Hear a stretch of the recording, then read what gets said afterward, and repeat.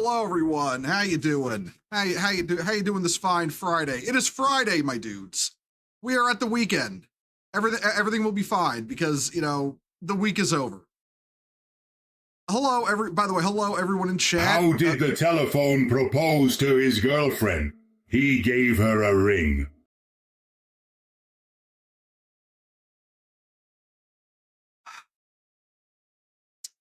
Chanka, I should ban you for that.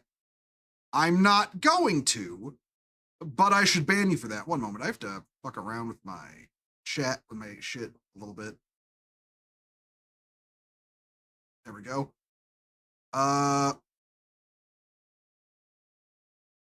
Okay, sorry, had to adjust something. All right, yeah. So, hi everyone, how you doing? The Chanka, that joke was awful. I just want you to understand that joke was awful. That's your day ruined. Yeah, me too. I'll get you back for that joke one day, Chanka. One day.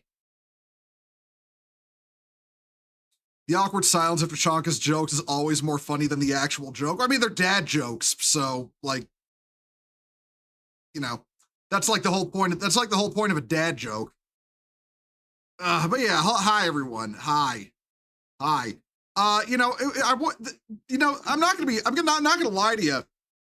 The chatting stream of this portion, the chatting portion of the stream was gonna be kind of, wasn't gonna be terribly long. I was gonna talk about just some 40k lore stuff, and then I was gonna move on to like Space Marine 2 because I gotta do some, grinding in that. I gotta do the weekly stratagem and all and that kind of stuff. And then retards on Twitter decide to, pipe up like they usually do, completely unprovoked. And so we're gonna have a laugh at them too. We're also gonna have a laugh at them. That'll be fun. We're gonna have a laugh, by the way, at Short Fat Otaku today, our old buddy Dev, who decided to, show the world his whole ass in as he likes to do. As I'd prefer he didn't, because it's, fat and ugly and let's be real. He's a Canadian. Because we all know Dev is a Canadian. He doesn't have a right to free speech, so he should just be quiet like his country wants him to be. It would do the world a favor. My dad randomly called me asking about Gundam suits with flight modes because he wants a small Gundam fight scene on his train layout. Oh, nice. Make sure to give him some pointers, Another one of your past watches. Yeah, listen, I was there when Dev got, popular during Gamergate before he sold himself out to the left in a desperate attempt to get what's her name? That one porn star.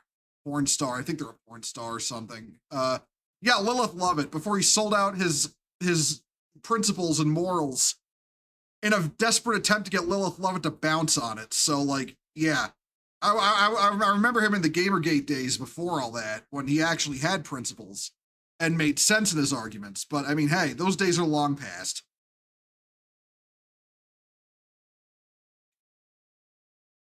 Now he does nothing but punch right while claiming to be a centrist because his idea of centrism is on the center of the left, which is basically far left. So, yeah, to him, an actual centrist is far right. Alyssa Mercant? No. Just some porn star prostitute named Lilith Lovett. He sold out his principles and morals to basically because he's horny for her. Like that's it. Literally, it's literally a case of, people say what no pussy does to a motherfucker. I've seen what pussy does to a motherfucker. It's honestly way worse. Dev's biggest problem is that he has a massive blind spot about what the right actually believes. And no, Pip. No, listen. First of all, hey Pip. Second of all, no, Pip, trust me. He knows what the right believes. He's deliberately obtuse. He's deliberately obtuse and disingenuous. He knows what they believe, but he also has an agenda, which is, being a chaser. And he wishes to get the people he chases, like I said, to bounce on it, you could say, by basically deliberately swinging as far left as possible, but also desperately trying to appeal to his old viewer base by saying, oh, I'm actually a centrist, you guys.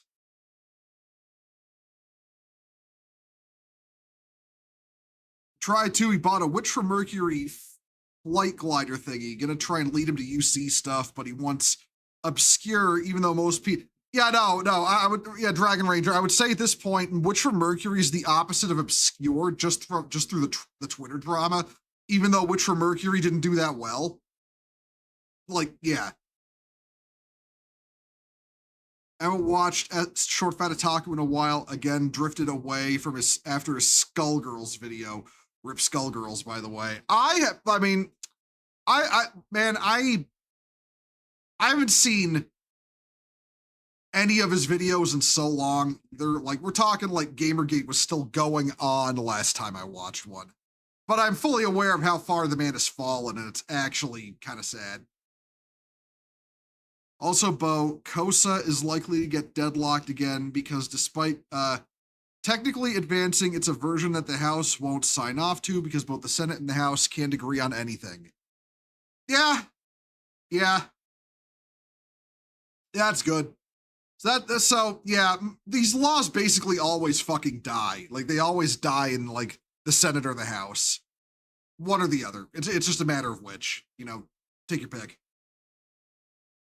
Well, I didn't never watch anything of Short Fat Otaku's videos. Well, the stuff he made that was, back when he was relevant wasn't like, it was so long ago, it's not really worth watching. It's all dead horse topics, honestly. Ooh. All right. Okay. Right. You know what? Enough dicking around about Short Fat Otaku for now. We'll get back to him. All right. We'll get back to him. We'll have our laughs at his expense. We'll get back to him. Okay. Let's move on over to the topic that became the topic of today's stream. All right. Okay. One moment. Right. Okay. Let's get the thingy open. Where is it? I've got hold on. I've got the right shit open, right? Right. Okay. So, yeah. Okay. I've been meaning to discuss the topic of the Eldar for a while, right? Like, actually sit down and talk about the Eldar. Because, this is not going to be this is only going to be a lore discussion insofar as how Games Workshop is fucking up their lore. Because we just had another big thing in terms of Eldar lore, and it's actually embarrassing for Eldar fans. Like, and I want to make this very clear. It's embarrassing for Eldar fans insofar as, like, they should really be screaming at GW about this. This is actually just really bad. But, okay, let's get to the main point, all right? Let's get to the main point. This is an excerpt from the latest 40K novel about that features, well, it's the Necrons. It's a Necron novel. It's another Trazyn and Oricon novel, The Wicked and the Warped. And this is an excerpt from the book, and I'll read the the important part out loud, okay? Valeria's veins ran cold. It became unbidden. The glimpse of Trazyn sheltering behind the statue of Macarius with the long Eldari blade. It's a crone sword, Asanya said, reaching down to pat Valeria's cheek, and you're going to help us retrieve it.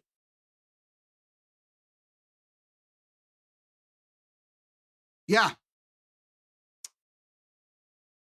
So Games Workshop brought the Crone Sword plotline back.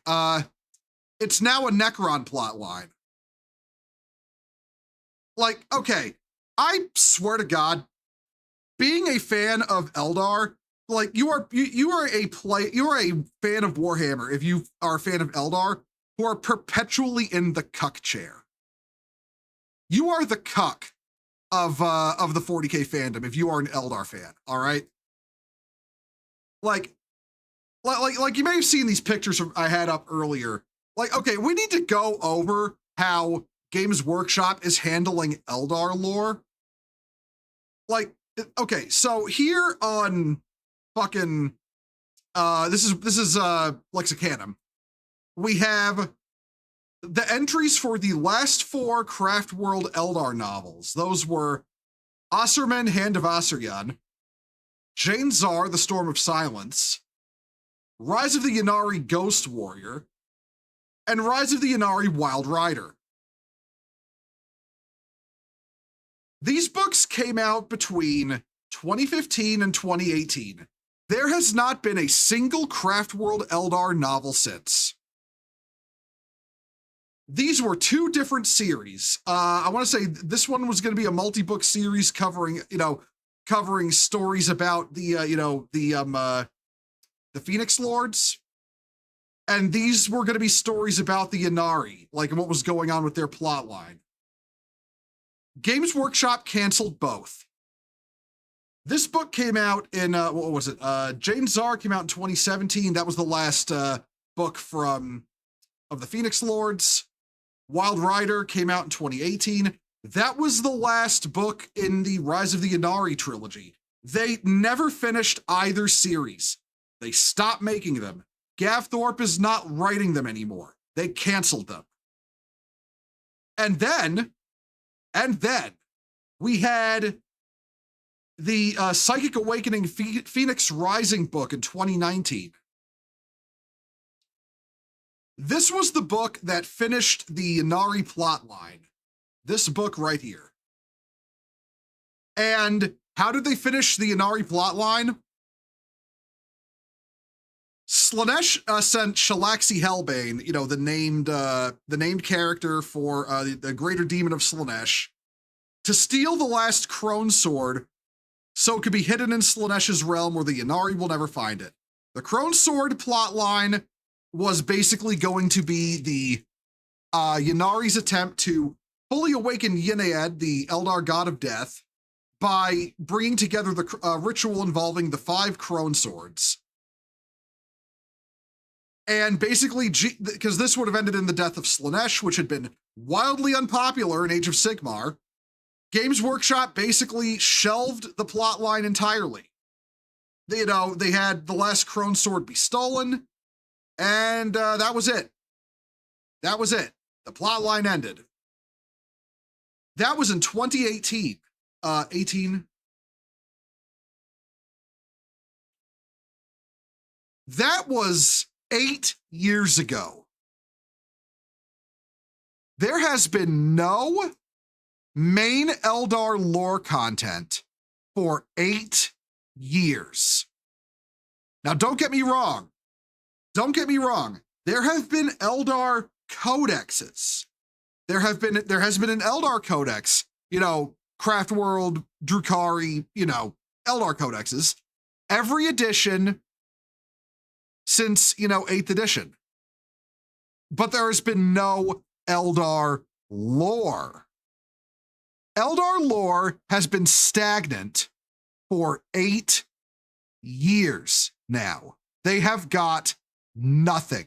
They have got no new lore whatsoever.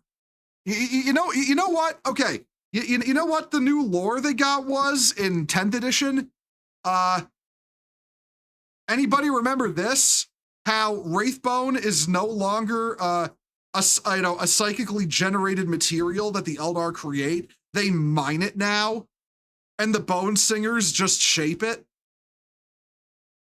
Remember that? Yeah, I remember that. I feel like a lot of Eldar fans kind of forgot about it, but yeah, no. Hey, Gingerblades, how you doing? How you doing? But yeah, no, they retconned Wraithbone into being completely mundane material and not a psychic super material. That was in 10th edition. And then also in 10th edition, we also had it that, the Ynnari lore got basically kind of soft retconned. the Inari were changed basically into just a small group of fanatics with basically no following. And even and a lot of their heroes that had joined them, like Jane Czar, and you know, what was it? Jane Czar, oh shit, the Dark Eldar Gladiator Lady, Lilith Hesperax, and Eldrad Uthran all left the Inari. They all left them. Like, at this point, the only thing, like this meme suggests, the only thing the Inari accomplished was furthering an Imperium plotline. You couldn't be more cucked of a faction in 40K. It's actually sad. It's actually sad. And here's the thing, I'm actually not making fun of Eldar fans here. I'm not making fun of Eldar fans with this one. I'm actually on their side in how much they hate Eldar, you know, the way the Eldar lore is treated. I mean, 8 years of nothing and 2 major retcons that make the Eldar lore worse. Hey, Loss, how you doing? Eldar hate is overblown and somehow justified. I mean, I could go on for hours about how the Eldar are, you know, basically responsible for the state of the Imperium, and the fact that the Imperium is xenophobic, and the fact that the Imperium is trying to wipe the Eldar out. That is all the Eldar's fault. I could go on about how that's the Eldar's fault. I could go on about the fact that the Horus Heresy is their fault because chaos has such a foothold in reality because of the Eldar. I could go on for hours and hours about how, you know, the entire thrust of the Craftworld Eldar and the Drukhari, the whole thrust of their lore is that everything is their fault, but they're too proud to accept it. But that's not what we're talking about here. We're talking about how, you know, badly Games Workshop handles Eldar lore. Like, yeah. It's awful. It's just awful how bad they handle it. All of this sounds like an attempt to make 40K end times, and GW backpedaled once they realized it was a bad move that would be. Okay, the thing is, the end of 7th was supposed to be the 40K end times. You know, with like Magnus coming back, Cadia blowing up, you know, Baal Tan exploding, you know, the return of Gilliman. It was all that was supposed to be all of that was supposed to be the 40K end times. It was supposed to be. Games Workshop even talks about a, you know, what they call internally the game that never was, which is basically the Age of Sigmarified version of 40K. But, you know, they never released it. They never released it because Age of Sigmar fell flat on its fucking face. And to this day, it's a game they invest a ton of money in that they can't make popular. Nobody likes it.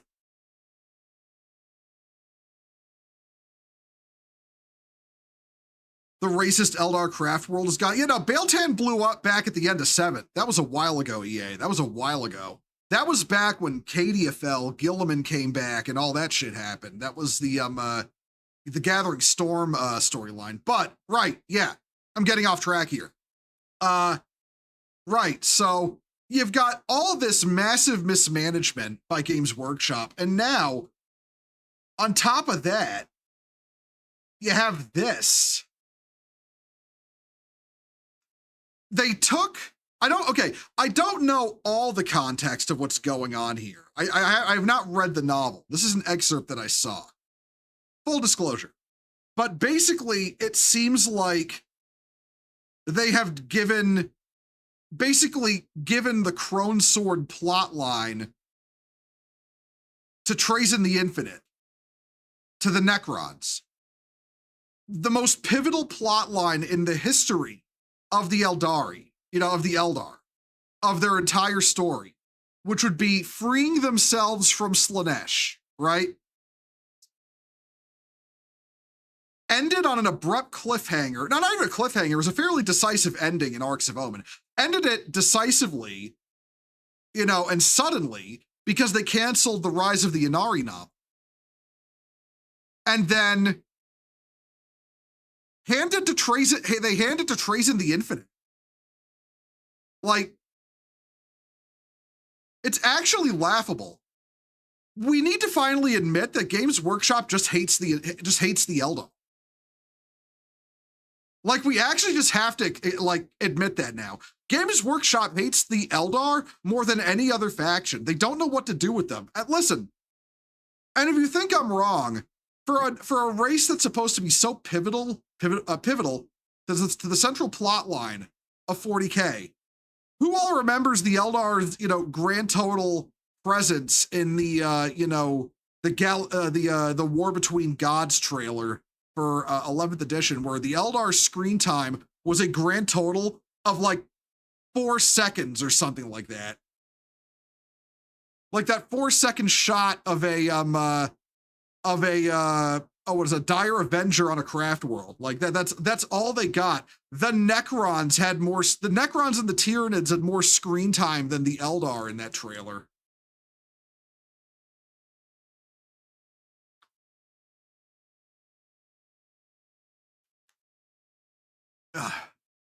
It's so badly mishandled. Games Workshop just stopped making Eldar stuff altogether.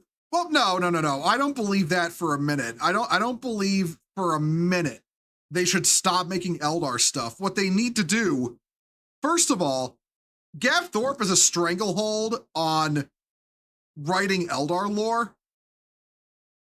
And basically, like from what I understand, he's the only guy allowed to write craft worlds, like Craft World Eldar. What they need to do is just buck up and take that from him. Hand Craft World Eldar to another author.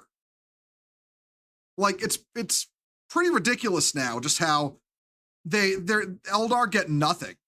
Like because one guy is like the only guy allowed to write Craft World Eldar. And meanwhile, Drukhari aren't in a much better position because the guy who's been writing their novels is Mike Brooks, and his Drukhari novels are fucking dog shit. They're worthless, politicized dog shit. Because remember, guys, the plot of the Lilith Hesperax novel is, unironically, you know what the real problem with Drukhari society is? The patriarchy. Yeah, no, that novel is shit. That novel is shit. Also, the uncomfortable implication he makes that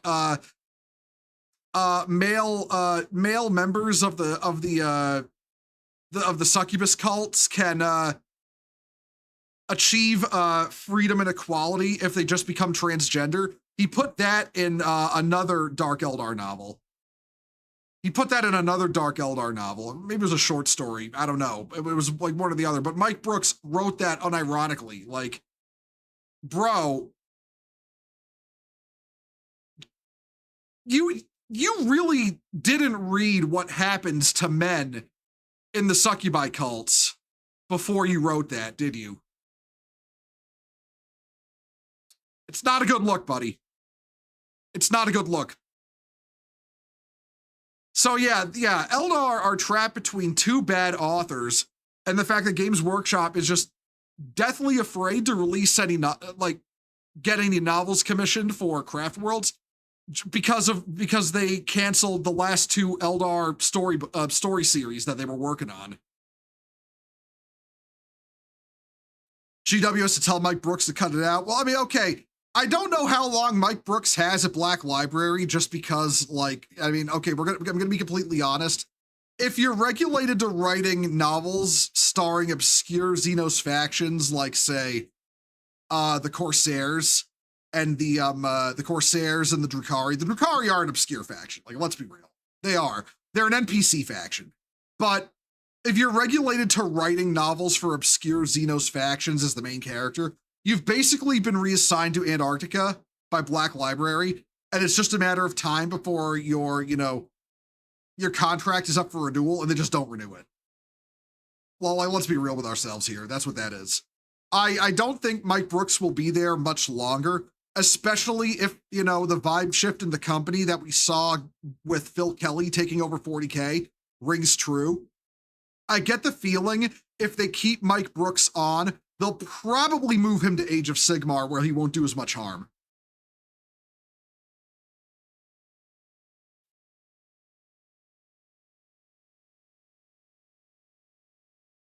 it's as if not anyone could be at the top of the Deldar if they're just ruthless enough. Yeah, Asdrubal Vect is the de facto leader of the Dark Eldar, just because, you know, he's backstabbed his way to the top as the most powerful Archon in Cormorag. He's the most powerful, he's the most powerful Archon, and that kind of makes him the de facto leader, basically. Like, he's not like, he can't like command everyone with absolute authority, because there is no such role in Cormorag that I'm aware of. I don't pretend to be an expert on Drukhari lore. I'm citing it as I know it, but that's basically how I understand it works. He doesn't have absolute control of Cormorag, but he's like the mob boss the other mob bosses don't want to fuck with. So that essentially makes him, Asdrubal Vect, de facto the leader of the Eldar. What about the Exodites? I'm going to be honest, the Exodites getting tabletop models has been more love for an Eldar faction than basically any other in a long time. I can't really count the Craft World Eldar getting new models because they're just reissues, you know? They haven't got, as far as I understand, anything, or as far as I remember, anything brand new. They've mostly just got new versions of old shit, which, as far as I'm concerned, you know, yeah, model refreshes are nice, but they're part of the course. They're going to happen eventually. But when it comes to like new stuff, unironically, the more minor Eldar factions, like the Corsairs got minis released for Kill Team, and now so have the Exodites. The Exodite unit is the Exodites are technically 4 units. You can build 4 units out of that box. It's actually a really good box. You know, you can build like you can build the 3 guys from the Kill Team who act as special characters in 40K, and you can build a squad of like mounted dinosaur lancers, you know, as well. So that's basically 4 units for Exodites, which again, that's actually huge for Exodites who have never had a tabletop presence as far as back as I can remember. I'm probably forgetting something, but like, yeah. The 30-year warp spider meme is over. Did they get new warp spiders? I don't remember. I genuinely don't remember if they got new warp spiders. I'm gonna check that real quick. Actually, I'm gonna check. You know what? I'm gonna check the Eldar range. I'm gonna check the Eldar range in general. I don't really keep. I don't really keep up with the Xenos releases as well as I could, just because I don't play Xenos, except for Leagues of Votan. They're cool. All right, here we go. I found it. All right. Okay, I know. Okay. Yeah. Okay. Let's see. I know. Muag and Ra got a new mini. Are these Dark Reapers new? Or are they old?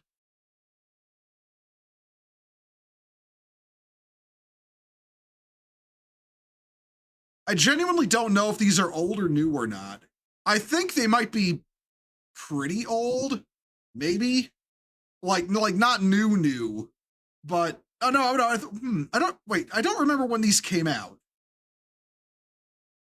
Okay, I remember the Howling Banshees and Jane Czar from Psychic Awakening. Those came out in 8th edition. Dire Vengers. I remember Fuegan? I can never pronounce this guy's name. He's new. Baharoth is new. Lycus is new. They're new? Okay, thank you. Swooping Hawks are new. Fire Dragons are new. Warp Spiders are new. What are they called? Striking Scorpions are new. I see they still sell. I see they still sell the units you can use with the Drukhari, the Inari on the on here. Oh, this support weapon kit must be ancient. Actually, hold on. How old the Eldar Guardian kits are really old, I think. Oh, wait, no. I think they updated the Guardians a while back. I know they did new Rangers that for Kill Team.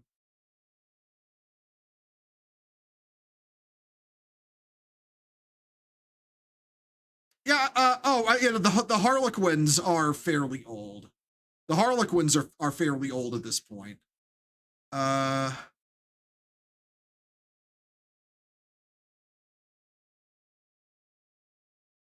Yeah, I don't really know what they need. I don't really know what the Craft World Eldar need updated at this point. That's that's like, yeah, I don't know what they need at this point. That's as it currently stands, an old kit. This looks pretty old. Like, I think this kit might be pretty old.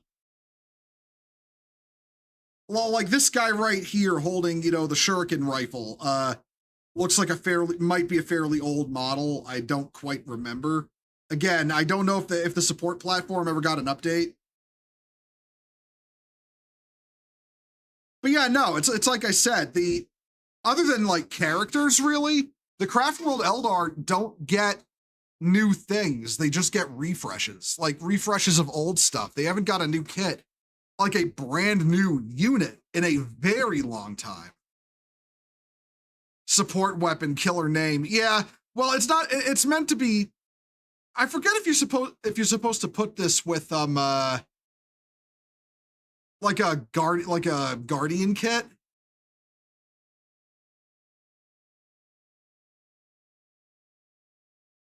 I don't exactly remember how you're supposed to use these on tabletop. Excuse me, yawning. But yeah, no, it's the man. I feel for Eldar players. I really do. It's such a sad state of things where Eldar are right now. How old are we talking? I don't know. I think Hillary Clinton was still president. I mean, the old joke was that when the old kit for Wraith Spiders came out, Bill Clinton was still president. And then they didn't update them until like 9th edition or something like that.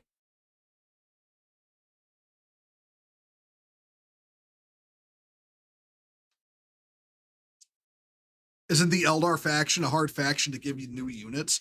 Well, it kind of feels that way. Like, I feel like they're trying to sidestep it with things like, say, the Corsairs in the Corsairs that they released for Kill Team, and now with the what do you call it as well, the Exodites they released for Kill Team. Like, Corsairs and Exodites would never be big enough to form their own army with their own rule books, but they can absolutely like be a supplemental unit for, say, Craft World or well, not. I don't think Drukhari would. I don't think Exodites would team up with Drukhari, but Exodites would absolutely be a supplemental unit for, like, say, Craft Worlders.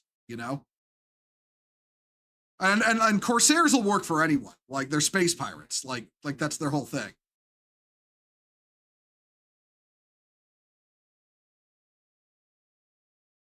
But I'm sorry.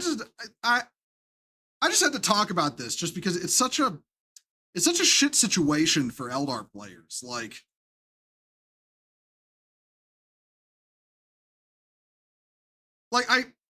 Games Workshop really needs to do something with Eldar. That's really all it is. They need to take Eldar Craft Worlders from Gathorpe. They need to like shuffle Mike Brooks off into Age of Sigmar, imprison him there so, his writing can't do harm. He'd love Age of Sigmar. It's the woke Warhammer game. Like, he'd love it there. Like just let him write there. Let him write for that. Free Dark Eldar from him. Give them to an author that's actually worth a damn. The clowns are also supporting you. Oh, right, yeah, the Harlequin. The Harlequins used to have their own codex, and then they just folded it into the Eldar back at, like, Craft World Eldar back in 9th edition, I think that was. I think that was 9th. The Eldar was your first army when you got into the hobby. Yeah, no, I remember when I got into 40K, it was 3rd edition, dawn of 3rd edition, and I bought the the starter box. So that was the most Eldar I ever collected was the Dark Eldar in the starter box for 3rd edition. Maybe with Total Warhammer 40K, the Eldar are gonna get more attention. I mean, that'd be nice. That'd be nice. I mean, a lot of Eldar fans are a bunch of histrionic weirdos who act like the Eldar are real, which they're not. We'll go over that in a minute, by the way, because we're going to have a little bit of a laugh. Because listen, I feel for you Eldar fans, but like, holy shit, you people are unhinged. You are terminally online. You need to fix that. You need to fix that. You think the Eldar needs some upgrade sprues or something? Just give people more friendly customization options would be nice. Craft world specific or something. You see, the problem there is there's not really enough difference between craft worlds that can't be handled with just a paint job and unit selections. That's the problem. Like, that's the problem, you know?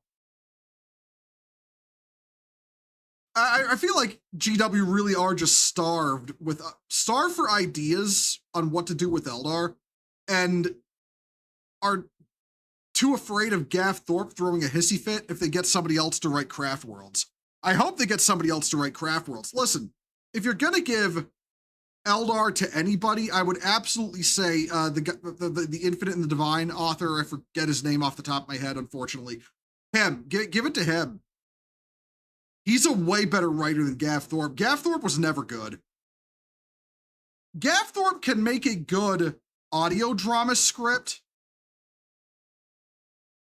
but he does not write novels. He does not write novels. Like, not at all. Not one bit.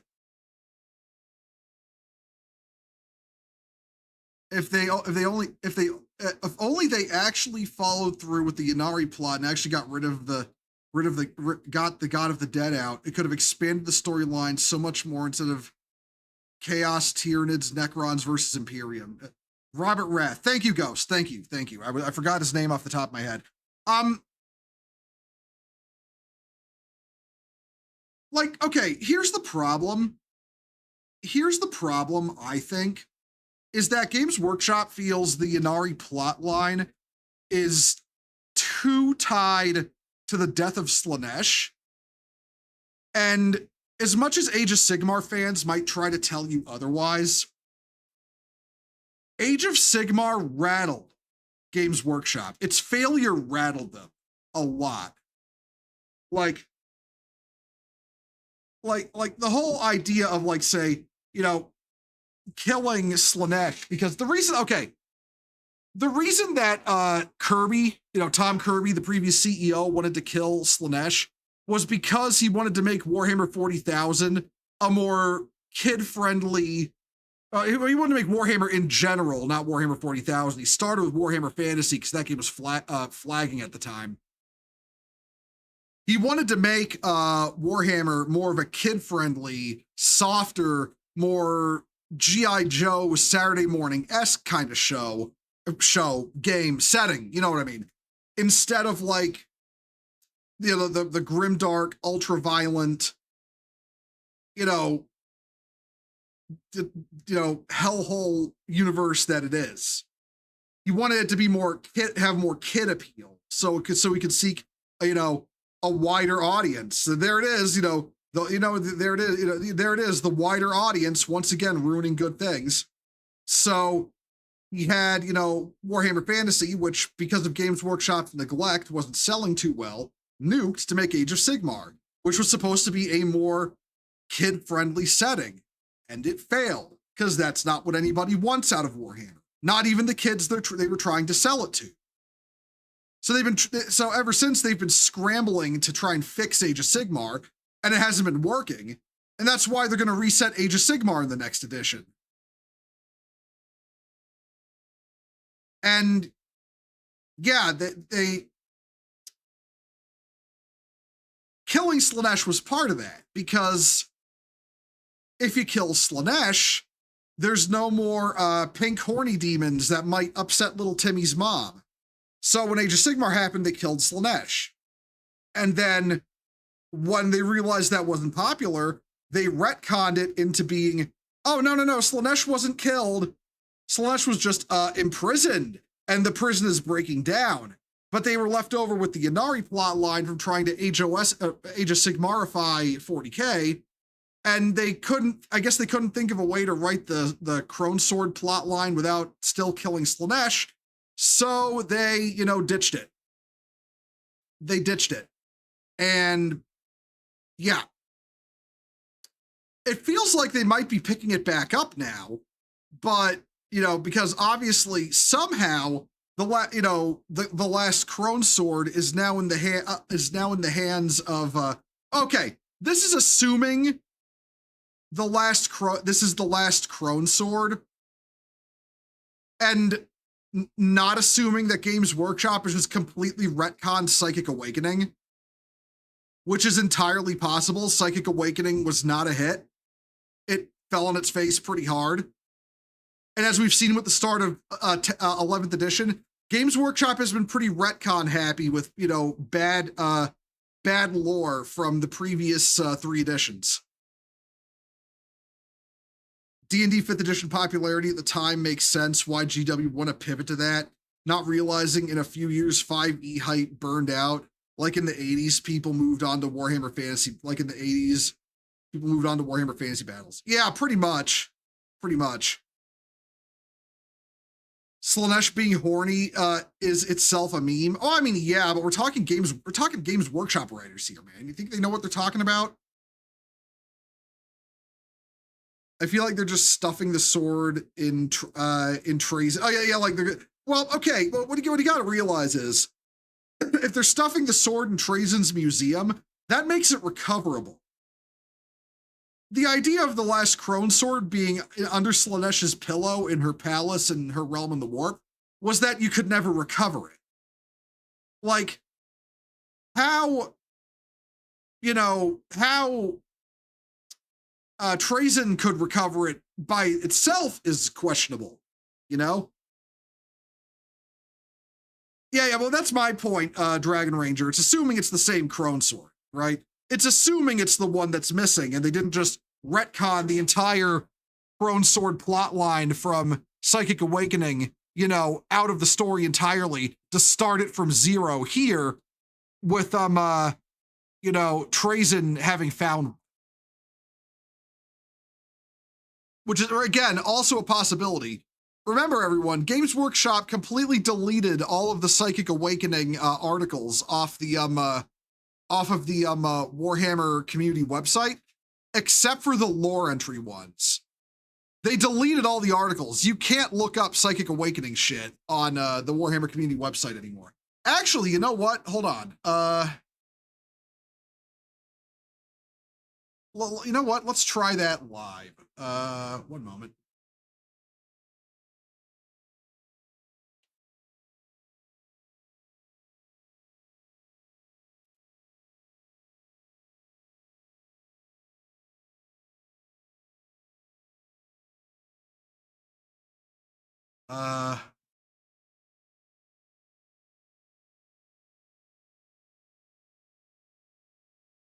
All right, hold on. Yeah, like here, all right? If you look up Psychic Awakening, all you find are the lore articles. All of the articles hyping up the books or hyping up the rules of the mini releases have been deleted.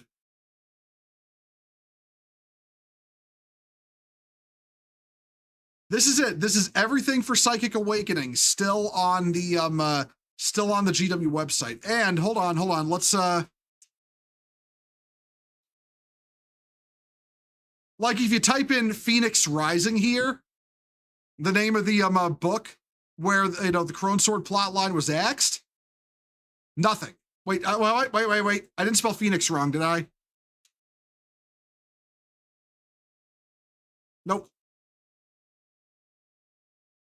Nothing. Nothing. It's like Games Workshop wants you to forget Psychic Awakening ever happened almost. It's almost like they retconned it because it was trash. Hey, guess what? It's almost like how they retconned the Crusade not the Crusade campaigns from 10th edition as well, because those were also ass. I'm pretty certain you can't I'm pretty certain even those articles you can't find. Like the stuff from 10th edition, the 10th edition campaign books. Hold on. Let me search something.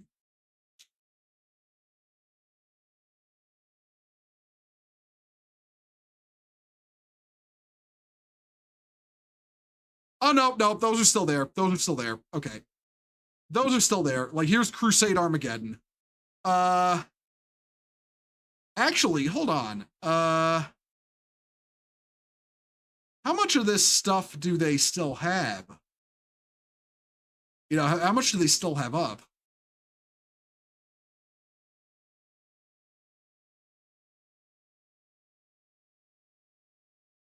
March 2025.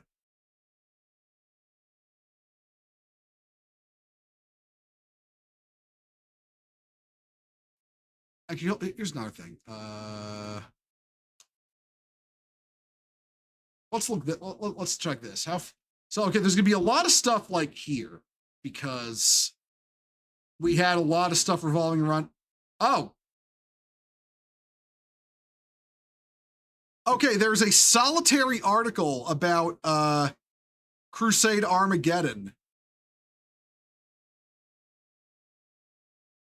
Yeah, a solitary article still remains.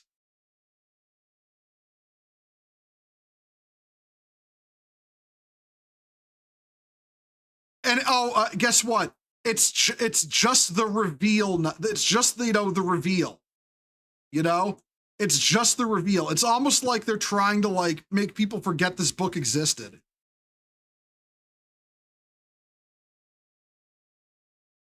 This is what happens when executives and shitty writers run lore instead of people who are competent and actually give a shit about good lore. Yeah, exactly.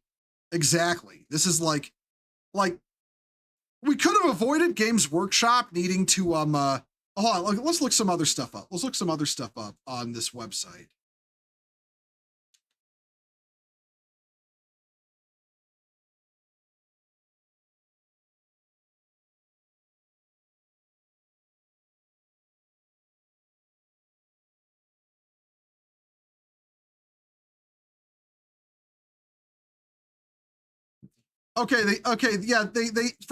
For some reason, okay, you'll note they have like the article hyping up, you know, wait, hold on.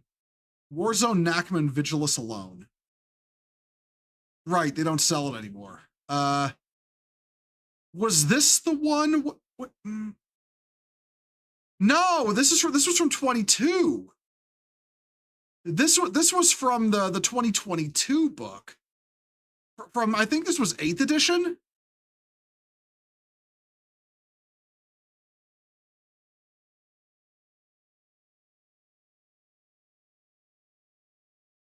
Hold on.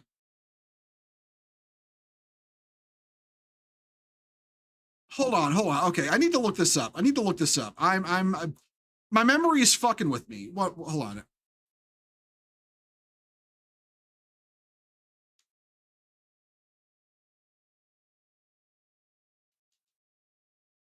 Okay.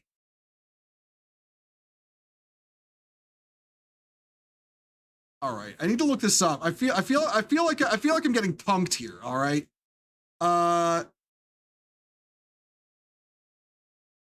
This was from 9th. This is from 9th edition.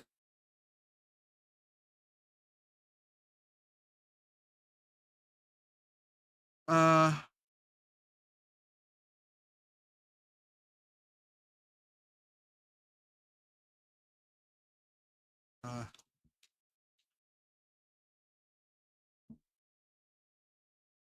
Yeah, the only thing they have for the Pariah Nexus, because Pariah Nexus was another rule book, yeah, another Crusade book rule book in 10th. The last thing Pariah Nexus to come up is about the Tithes episode that was a sequel to it. They just deleted that shit off their website. Like, no shit. Everything related to the Crusade books from 10th edition is just deleted off the Games Workshop website, or off the community website. That's hilarious. They deleted that. They deleted Psychic Awakening. They just deleted all that stuff off the Warhammer community website. Like, it's just gone. It's just gone. Like, they do not want people remembering it. They really don't. Like, damn. Like, okay. Like, damn. Okay. I thought I was, I thought maybe I was a little bit crazy when I was saying they retconned fucking, Crusade Armageddon, but, now they see that, like, yeah, they have the article about the reveal, but they have none of the articles hyping it up. Like, that is actually hilarious. That is actually hilarious. It's like they don't want you to remember it was a thing. Don't remember that time we blew up, we turned Armageddon into a half demon world, and all that shit. That didn't happen, guys. Pay no attention to the retcon behind the curtain. What's the status of the Pariah Nexus then? I guess it would depend on how canon GW considers the what do you call it? How canon they consider the last novel from what's it called? That failed their failed attempt at a Horus Heresy novel series for 40K. Dawn of Fire. It would depend on how canon they consider the Dawn of Fire books at this point.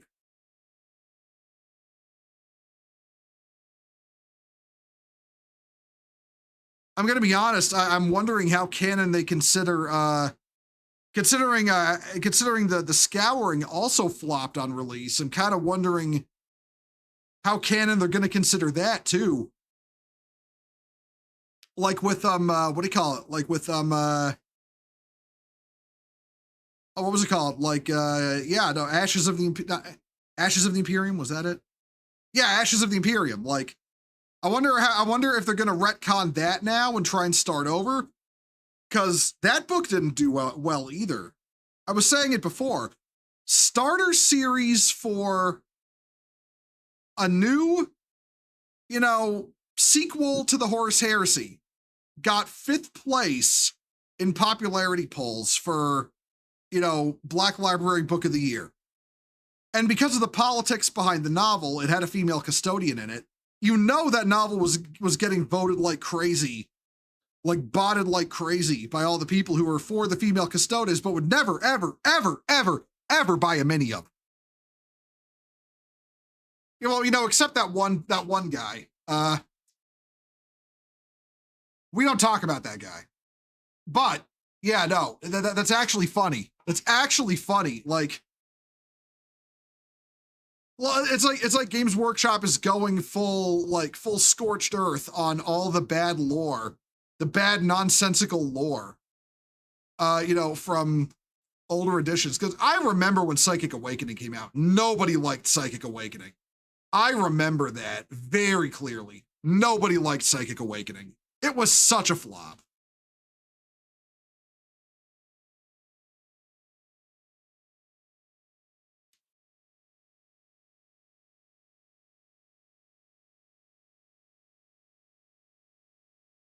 Oh, hey, by the way, do you want some more proof that I'm right, that they're retconning Psychic Awakening and the 10th edition Crusade rules? If you look up Arcs of Omen, everything is there. Everything is there for Arcs of Omen.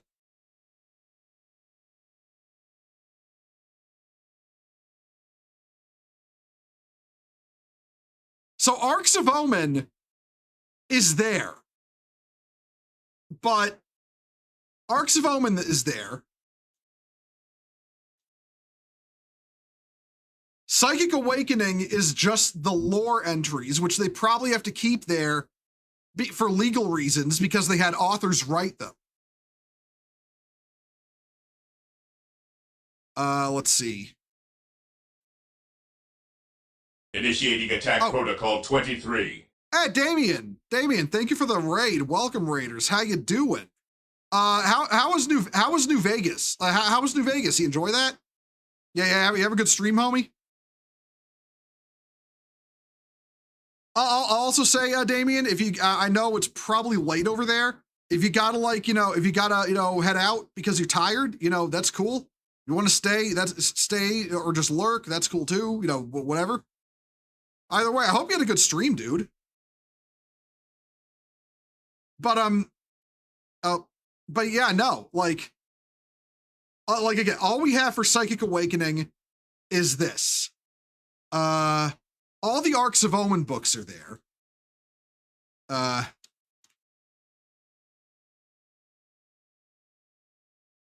Armageddon only brings up the article related to, Crusade Armageddon will only comes up in, here. And honestly, I think this is really only still up because it was also the announcement for the Grey Knight Codex.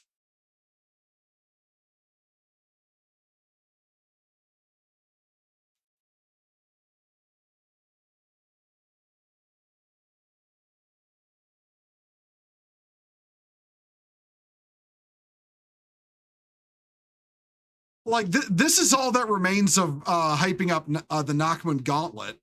Like, this is all that remains. Like that's all that remains of that. All the hype articles are gone. Like we saw Pariah. The Pariah Nexus one is gone entirely. What was the other one? Was it the Fourth Tyrannic War? Is that what they called it? No. What was the? I'm good. Thanks for asking yourself. I'm off to be on someone else's stream. Hey, have fun, dude. Have fun there. Hope it goes well. What the fuck was the Fourth Tyrannic War Crusade book called? I can never remember that.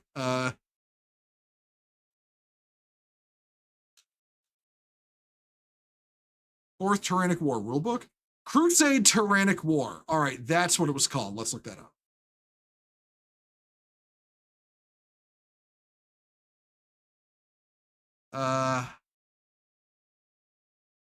Faction focus. Okay, they're talking about faction focused tyranids. They're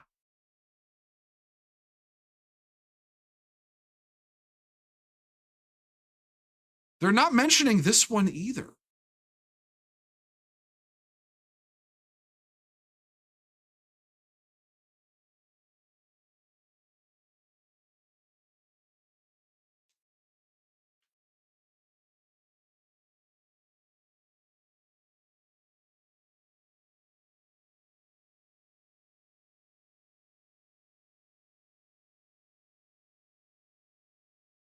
Yeah, no, it's like, okay, so, oh wait, hold on.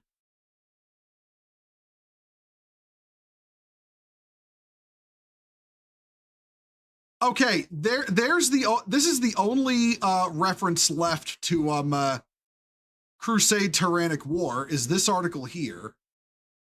And I think, yeah, I think this one. Right, so they do mention Tyrannic War a little bit. There's basically nothing for Pariah Nexus, and only the article that also mentions the Grey Knight Codex from 10th for Crusade Armageddon. So it's almost like they don't want to mention the bad ones or something, It's almost like they want you to forget that there was a lot of bad lore in 10th edition, and those books had a lot of it. I seem to recall that Tyrannic War and Nachman Gauntlet weren't that bad. But I also remember if I remember correctly, there was some really bad shit in Pariah Nexus, and I've ranted at length about Crusade Armageddon.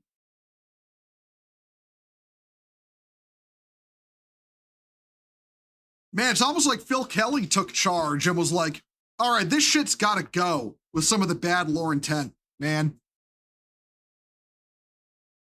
All right, let's close all this stuff. We're basically done talking about the Eldar stuff. You know, for now. We're done talking about the Eldar stuff for now. Ooh. You wonder what they're gonna do with Isha?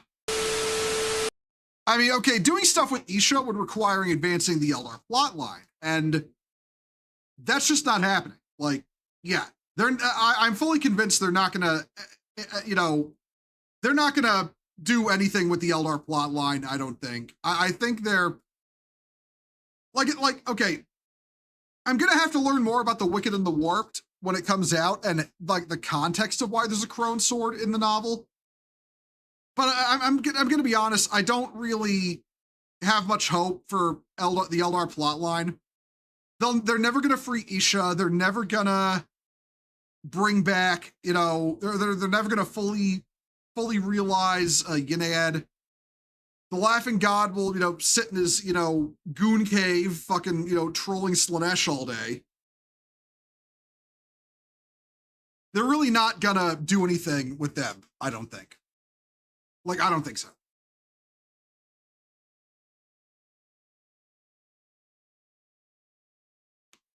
Ugh. Man, what a fucked up state of things. Like, if Games Workshop had just put in some effort, we wouldn't have Phil Kelly, like, outright retconning whole ass campaigns from the lore. They can't succeed at anything because it's grimdark becoming. No, I don't think it's that at all. It's not that at all. It's the fact that they've written the Eldar into a corner and don't know how they. And the people writing for Games Workshop are just not good enough to write themselves out. They could have had Yinad be born without killing Slanesh, all right? They could have had both. But they don't know how to write that because, you know, generally speaking, the people writing Warhammer most of them are not professional authors. Most of them are just self-proclaimed nerds who, you know, most of them like have flunked out of trying to, you know, write actual novels. So, you know, they took a job writing for, you know, a media franchise.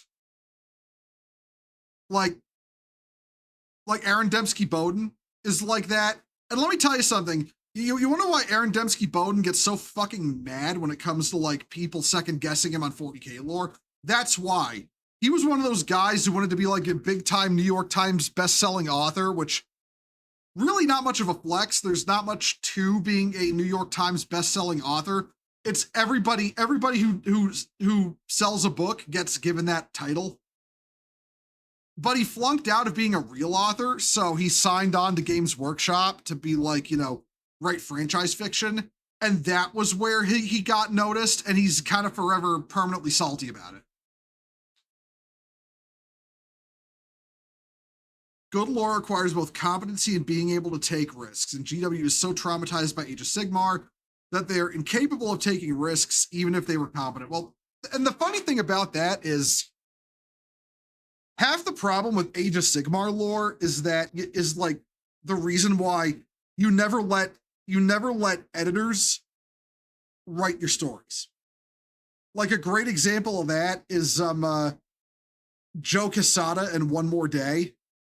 You know, like he is not a writer; he is an editor, and they let him write One More Day. And that was when Spider-Man was as a character, like Spider-Man as like a story and a character, were irrevocably broken and ruined. Until they drop this obsession with needing to stick with, you know, Joe Quesada's, you know, editorial turned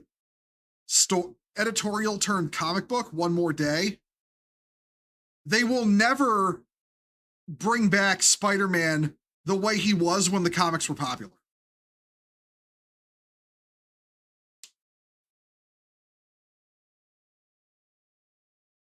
It's really easy to become a NYT bestseller. You just have to know someone with a slush fund who wants to buy 40,000 copies of your book. Yeah, basically, that's basically it, Pip. Any idiot can be listen. Any idiot can become a New York Times bestseller. Fuck, I could probably become a New York Times bestseller. Like if I got that title, I'd be like, oh, okay, I sold 40,000 novels. Okay, that's great. You know, I wouldn't like it. Like, there's authors who try to hold it over your head that they're a New York Times bestseller. So they know more than you about writing. It's like, bro, you sold 40,000 novels. Big fucking whoop.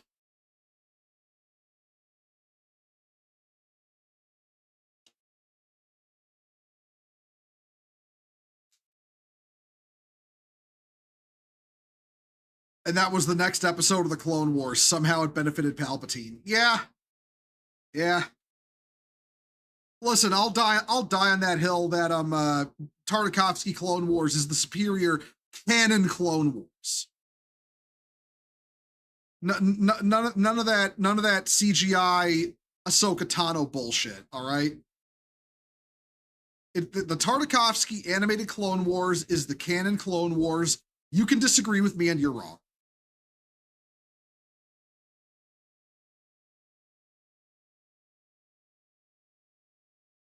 Just need to fire Joe Quesada and get someone who actually gives a fuck about Spider-Man to write the comics. Well, the reason they can't just fire Joe Quesada is the same reason they can't just, stop commissioning Gav Thorpe for novels about the Eldar. Like, it's seniority. They have a lot of pull at the company. So, like, they're stuck. But like modern art, I refuse to believe best-selling books aren't some form of political money laundering, tax avoidance, or influence peddling. Yeah, no, that's true too. That's also true. I believe it. You like the Clone Wars, but you still prefer 2003 Clone Wars. Yeah, no, I get that. I get that. I don't know. I watched the Tartakovsky Clone Wars when that shit was airing, and as far as I'm concerned, they can't replace it with the CGI one. To me, they just can't.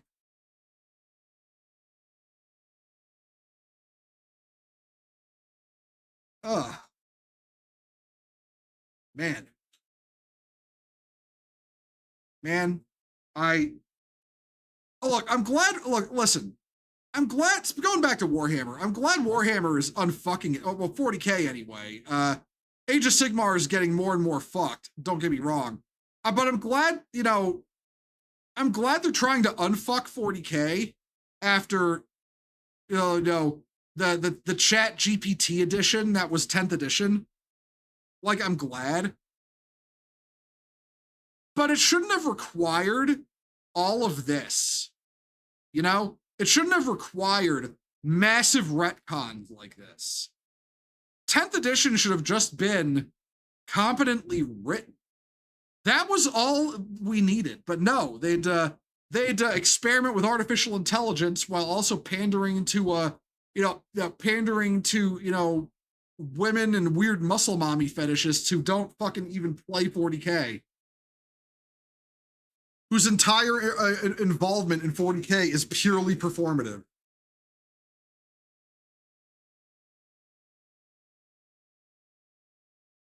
'11th sounds like it's the big old cleanup for 10th. Yeah, pretty much. It's like I'm not gonna lie, it really seems like, like 11th edition is the, that meme of like the giant eraser for really big mistakes.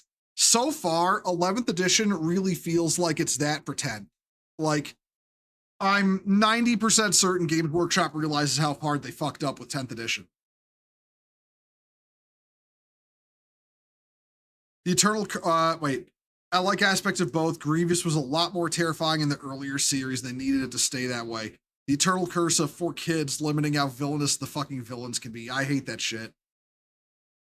Rebels was everything wrong with Clone Wars dialed up to 11. Yeah, okay. Like, And here's the thing too, when I saw Revenge of the Sith in theaters, when I saw that in theaters, you know, it made perfect sense that Grievous was a wimp in that, because they set it up in the Clone Wars cartoon, right? Not Attack of the Clones. Revenge of the Sith was made based on the assumption you were watching the Tartakovsky Clone Wars. So when General Grievous walks on screen with a hacking cough, it's like, yeah, he has a hacking cough and he's not as good at fighting anymore. Mace Windu just gave him massive organ damage to his chest. Like, yeah, he's not gonna be the guy he was before, because his fucking internals are all crushed and his lungs and heart are fucked up. So yeah, like, it made sense, you know? It made sense for Grievous to be all, you know, coughing a lot and like, you know, coughing and fucking like, you know, not being able to fight as well. They probably had to, you know, rush him into fucking surgery before he, you know, went onto the bridge of his warship in fucking, in, you know, Revenge of the Sith. He was probably rushed into emergency surgery to pull chunks of his armor out of his lungs. So, yeah.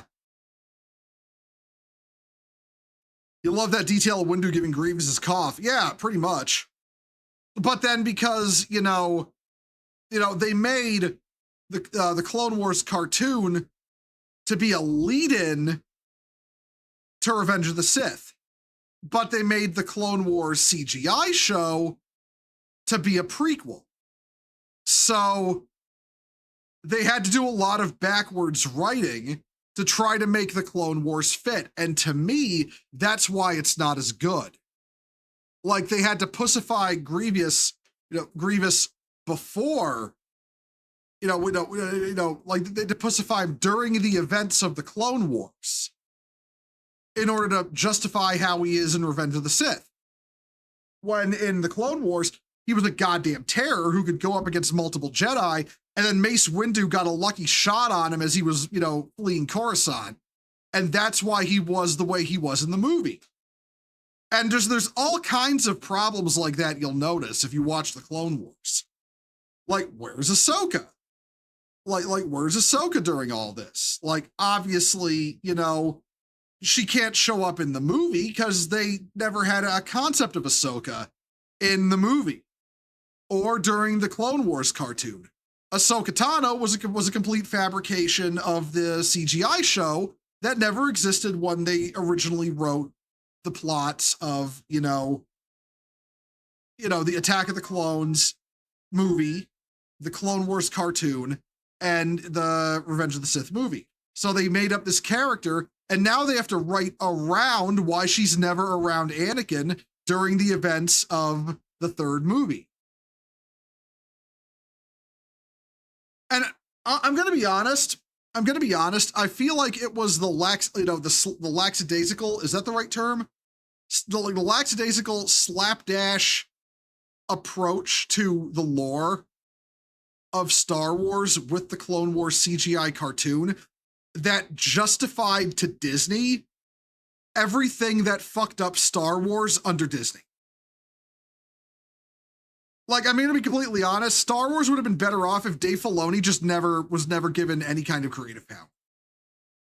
Like, that whole justification to completely go back and retcon massive amounts of, basically completely, not just retcon, but completely rewrite the Clone Wars lore. That should not have happened, That should not have happened.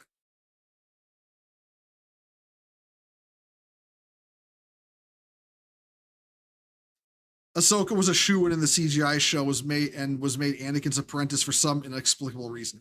Like, okay, yeah, I would have been like, the character of Ahsoka should not have been an apprentice for Anakin, She should not have been an apprentice for Anakin. She should have been a Padawan character. Like sure, a Padawan character, whatever. Personally, I personally would have not have made her a Padawan at all, but a rookie Jedi Knight.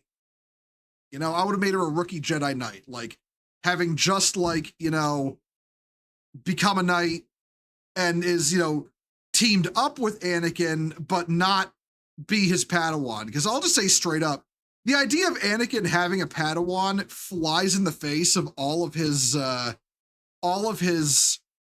characterization in Revenge of the Sith, where he thinks the Jedi mistreat him and don't trust him. Like, okay, they won't make, they won't, okay, he has this whole deal where he thinks the Council and, the Jedi mistrust him, but they'll give him a Padawan learner. Okay, yeah, I'm sorry, no, that makes no sense to me. That makes no sense to me. Like that makes no sense to me. They will trust him with a Padawan, but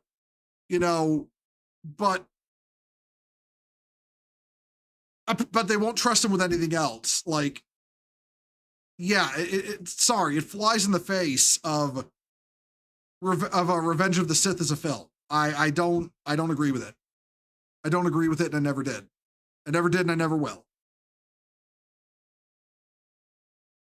In fact, I'd go so far as to say, of the Disney Star Wars, I do accept that being Rogue One and The Mandalorian, only season 1 of The Mandalorian is canon. There didn't need to be a season 2.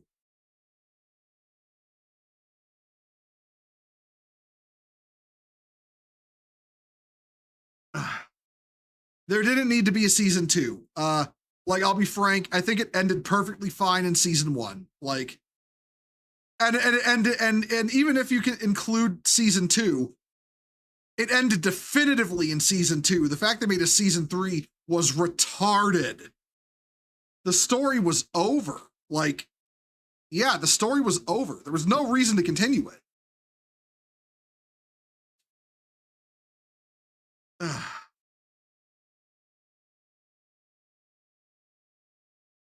Yeah. Right. Okay. So, right. One more thing real quick, everyone. One more thing. One moment. We're moving on over. All right, here we are again. I almost forgot. So, okay. Hold on, everyone. Hold on, everyone. Let me find it. This is actually funny. Where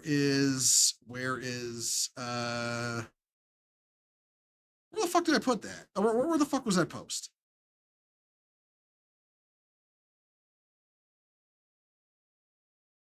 Here we are. Okay. So here we are, right? Let's bring this up.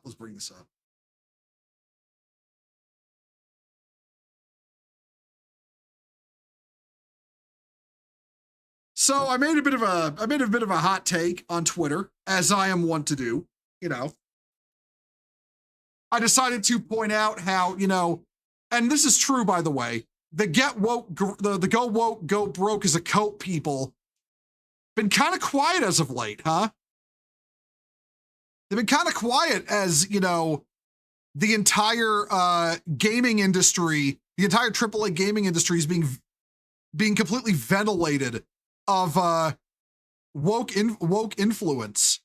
Like, all these layoffs have targeted left-leaning people. Like, the most viciously left-leaning people have been targeted by this. And now, after Halo Studios, released that giant turd of, Halo Combat Devolved onto the fucking scene, now that is fell on its face. Right? Bo having a hot take, that's unheard of. Yeah, no, listen, all my takes are cold takes. People just think they're hot takes, okay? All my takes are frozen cold. It's only the people who can't handle them that think they're hot. But speaking of people who can't handle them, let's see. Is it just gonna go right back? Or so our favorite chaser, Dev, found the thread. He found the thread, and like this was okay. So this was his cope. Okay, this was his cope. They're getting laid off because the games they made were shit, not because they're woke. Sure, there's some correlation there, but it's also very easy to find successful woke games made by leftist developers. Undertale is woke as hell and undeniably successful. Like, well, first of all, Undertale is not woke. I also wouldn't call it relevant either. It's just popular, all right? It's just popular, but it's not relevant art. Like, so bring up Undertale basically is basically a false equivalence, right? Bring up Undertale as a false equivalence. But yeah, no, it's like, no, Dev. No, Dev. They're getting laid off because the games they made were shit. The games they made were shit because they were woke. Wokeness is not just ideology. It bleeds into many things, especially work ethic. Your woke ideology will drive your work ethic, and the work ethic of woke people does not work. Woke people are lazy. Wokeness will bleed into your creative drive and your creative output. Woke people are not creative. Wokeness will bleed over into how you advertise your product and how you react to criticism. Woke people can't take criticism. So yes, Dev, I am right. I am right. The games were shit because they were woke. Because everything woke turns to shit in the name of your president, in the word of your president, Donald Trump. And I know you're Canadian, Dev, but let's be real here. Canada's sovereignty is for America to decide, not Canada. Okay? But it gets funnier. It genuinely gets funnier. Because, I decided to fire back. Because of course I did, right? Because, okay, we can't let the European have the last word, all right? I basically illustrate my point. Woke people are not artistic or talented. They got industry jobs due to preferential treatment over politics and identity. Being woke and being bad at making games go hand in hand, but I don't expect you to understand that, you disingenuous Canadian. And I'm not wrong. I'm not wrong. Woke people have the theater kid mentality where they think they're way more talented than they are, but they're not talented, they're not creative, they're not artists. But because their ideology dominated the scene for years, almost more than a decade, right? 2014, 12 years. No, wait. No, I would say we're with wokeness dying, you can add 2026 on there. I would say 12 years. Wokeness dominated for 12 years in the cultural zeitgeist. Just overnight, because one woman, made disingenuous and incorrect complaints about video games, the entirety of Western entertainment decided to completely upend itself and pander to people who did not care about any of the products, did not care about any of the stories, the games, what have you. A bunch of histrionic women lost their shit over things they had no knowledge of, no understanding, and the entire entertainment industry was like, we'll do everything you want. And guess what? We got a cultural dark age for 12 years.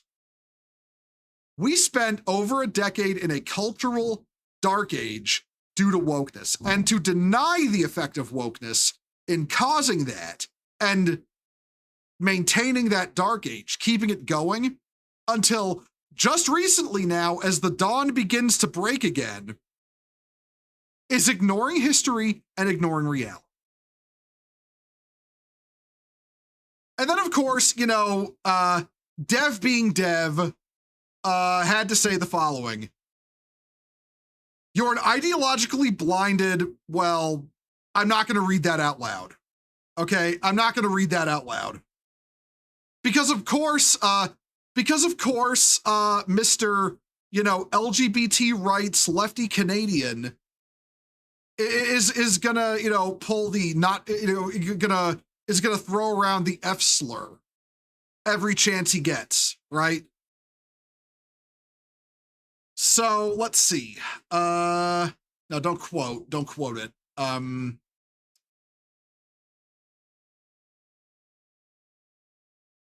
He didn't say I was wrong, did he?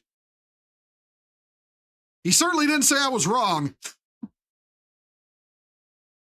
And then, of course, you are being woke and being bad at making games go hand in hand is a false statement. No, it's not, Dev. I've provided examples of good woke games. No, you didn't. And you don't see it because you're an ideologically blinded word I can't say. And, you know, so I just hit him with the reality. Relevant art is inherently right-wing, regardless of the politics who made it. That's it. That's how simple it is. There is no relevant left-wing art. None. None whatsoever. If your art is relevant, it is right-wing. That's how simple it is. And his bring up Undertale, like I know, but Undertale is popular. Undertale is popular. It's not relevant. Popularity is not relevancy. Popularity is not relevancy. You're committing, you're committing what's known as appeal to popularity fallacy. The idea that because, like, appeal to popularity fallacy, the general idea is, but a lot of people liked it, you know, or a lot of people watched it, so therefore it's good. Which you can say that, yeah, guess what? Billions of flies eat shit every day. You gonna put a turd in a bun and eat it? Are you, Dev? Are you gonna put a turd in a bun and eat it? I mean, the flies eat it, Dev. Why won't you eat it? Eat the shit, Dev. Why won't you eat the shit? I thought the shit was good for you because of all the flies. The flies like it, Dev. Why won't you eat the shit? Eat the shit burger, Dev. He won't eat the shit burger. But yeah, no, it's like Undertale is not, it's not relevant art. It's popular. It's popular, but it's not relevant. The weird fucking the weird, you know, spiritually feminine, eternally tween people who like Undertale, once they're gone or stop caring about it, no one's gonna remember Undertale or Deltarune for that matter. No one will remember Deltarune either. No one. Not a person. Neither are relevant art. They're just popular art. And that is the difference there, Dev. You do not understand the idea of popularity versus relevancy. You think popularity is relevancy. It is not. This is like all the people saying woke is back, everyone, because of the Odyssey. Is the Odyssey woke? Absolutely it's woke. Did it earn $1 billion at the box office? Yes, it did. It's not relevant. It's not popular. In fact, if you go to the if you go to the Metacritic ratings, last I checked, they were in the, it was like in the mid fives. It's popular. Odyssey is popular. It is not relevant. It's popular because it was made by Christopher Nolan, a famous director whose name alone can put asses in seats. Captain Marvel earned $2 billion at the box office. Nobody liked it. Nobody liked Captain Marvel. And they didn't make a Captain Marvel sequel for years because they didn't know how to market her in a film, because they knew the reason her movie made $2 billion is because it was sandwiched between Infinity War and Endgame. And they promised the movie would bridge the gap between them. That's why people went to see Captain Marvel. Not because they gave a shit about Captain Marvel or because, somehow some woke feminist diatribe pretending to be a superhero movie was popular or well-loved or relevant, but because everybody thought it was necessary viewing for what they wanted to see, which was Avengers Endgame. Odyssey is no different. It's coasting on hype. It coasted to $1 billion on hype. And yes, that can happen. Okay? That can happen. And it has happened. Do you want to know another movie that made a ton of money off nothing but hype that I fucking loathe as a film? Godzilla 98. I loathe that film. I've gone on about how much I hate that film. That film is widely hated by the Godzilla fandom. It still made a ton of money and more than earned back its budget when it came out. Do you want to know why? Because it had some of the best advertising in the history of film. It is a bad movie. It is, like, throwing aside my bias, a 3 out of 10 film. My bias puts it at a 0, but at, like, no bias, 3 out of 10 film. But it more than earned back its budget and would have justified a sequel off that budget. Do you want to know why it never got a budget? Or not a budget, but a sequel? Do you want to know why they never greenlit a sequel for it? And why TriStar had to let the license lapse back to Toho?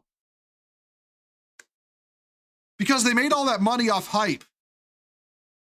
The movie sucked, but the advertising was so good. People went and watched it anyway. And guess what? That's what happened with the Odyssey. People didn't stop to think, hey, maybe this movie is bad. They saw the trailer and saw a Christopher Nolan epic and were like, I'm sold, because they like Christopher Nolan. But nobody enjoyed the Odyssey. It's coasted to $1 billion on the back of most of the people who have seen it not liking it. So yeah, Dev, you can bring up, Undertale all you want being popular, and Deltarune as well. I won't deny Deltarune and Undertale are popular, but they're not relevant. They're not relevant art, and they never will be, because they don't adhere to the values that speak to people. They don't adhere to the values that speak to people. What they adhere to are the minds of mentally undeveloped millennials. Mentally undeveloped millennials are the kind of people who are drawn to art like Undertale or The Amazing Digital Circus or Steven Universe. The things you'd like to point out are, relevant art, but they're not relevant art. They're just popular among people who can't mentally mature. They are not going to last as art because they can't last as art. Their audience is a very specific group of people who are going to go away one day. They'll either grow out of it, die, or, whatever. They'll move on one way or another. Either the slow encroachment of time will, cause these people who like it to just, die of natural causes one day, or they'll just move on. And I'm going to be honest, I feel like the latter, moving on, is more likely, because the kind of people who like things like Undertale, Deltarune, Digital Circus, Steven Universe, whatever, are very flighty. They're very flighty people. They don't have any kind of, actual enjoyment for these kind of things. And the few people who do genuinely enjoy them for what they are There's not a lot. There's not many. These works can never be relevant art. They can't be. Left-wing art, woke left-wing art especially, cannot be culturally relevant. And that's how simple it is, Dev. Dev is a mentally underdeveloped person. Well, you've seen his posts here. He's absolutely mentally undeveloped. Listen, the guy threw all of his principles away. He threw away all of his principles and his politics and, everything in a desperate attempt to make a prostitute to try and, get a prostitute named Lilith Lovett to notice him and fucking bounce on his dick. And you're gonna tell me he has some kind of worthwhile opinion on art? He doesn't have a worthwhile opinion on anything. Holy shit. What a fucking loser. Unironically, a fat fucking loser. Oh my God. Well, man, get this motherfucker off my fucking thing. Get him off my screen. I don't want to see him. You figure it was just because he's Canadian? Oh no, trust me. Ash is Canadian. He's embarrassed by the fact that Dev exists. He's embarrassed by the fact he exists.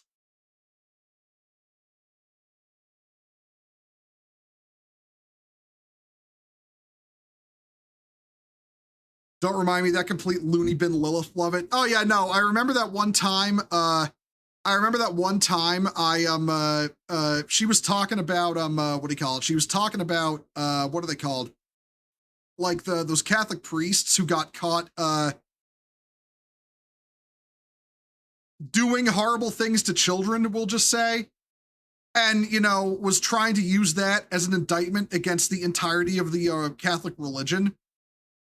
And I'm a Roman Catholic. I'm a Catholic myself, and and I basically said to her that those men are not Catholic, and they're not priests. A Catholic priest does not hurt children. They lost the right to call themselves priests when that happened.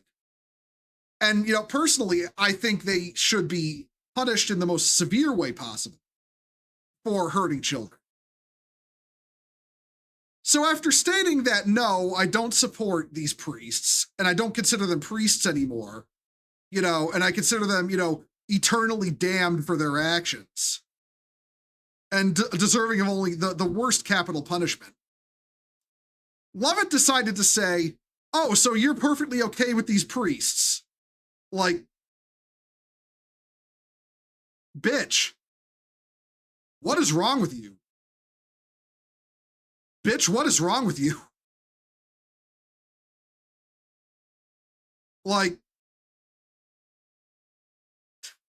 Bitch, what is wrong with you? No, that's all I really have to say. Bitch, what is wrong with you? Holy shit. And that was the last time I interacted with her. She blocked me after that, because of course. And Dev ruined his life for this person, for a porn star. He thought he could get a porn star in his bedroom by throwing out his principles and his politics. And now he's so deep in that he can't turn away from it. They all say, everyone says what zero pussy does to a motherfucker. I've seen what pussy does to a motherfucker, and honestly, it's way worse.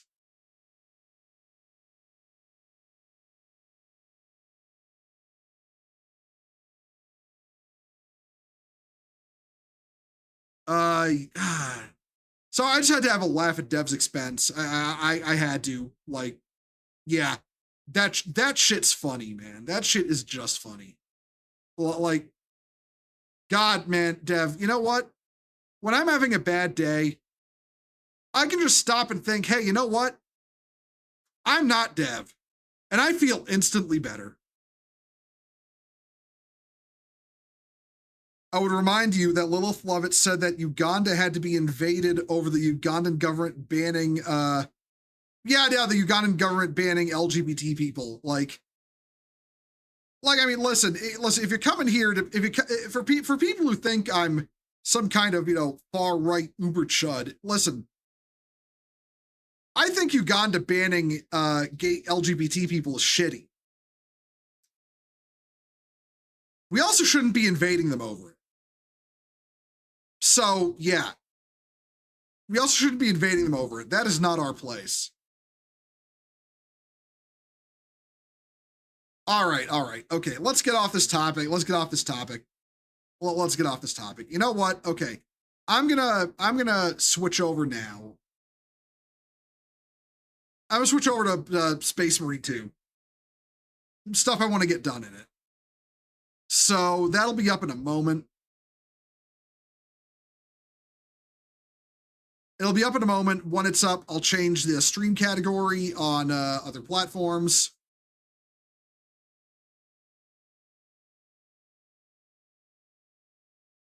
Yeah.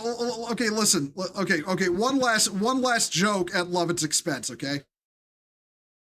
Lilith Lovett, she does not know the way.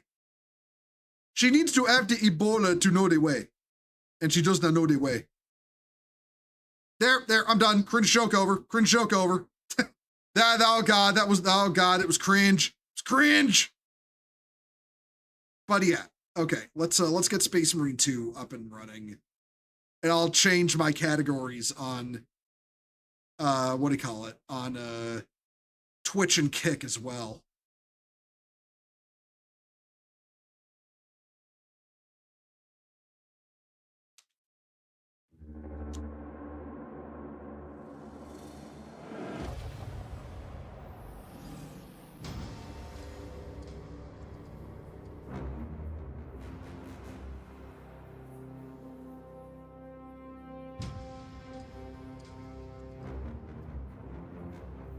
All right, yeah, let's change this.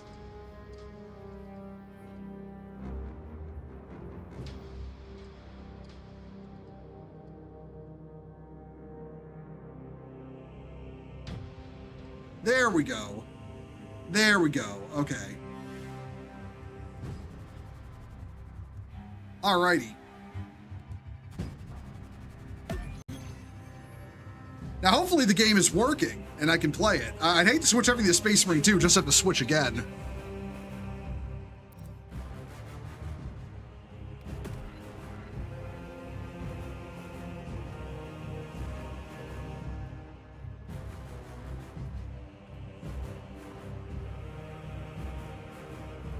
Yeah, listen, listen, Super Jesse. My favorite Ugandan Knuckles meme is the one that's driving the tank and is yelling in Russian, and then starts blaring the Soviet national anthem. That one's fucking funny. I love that one.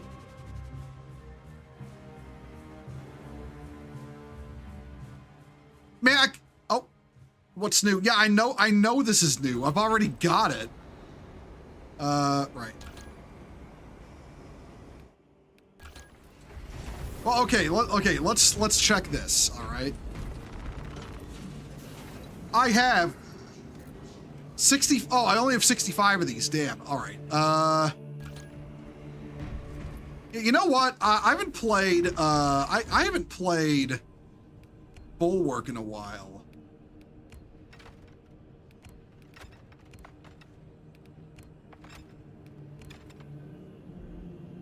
I'll play Bulwark, fuck it. All right, so what's the stratagem this week? 50% less health. Each player is assigned an enemy that only they can kill. You have no contested health. Executions restore fix. Oh, okay. That's not bad. It should be all right.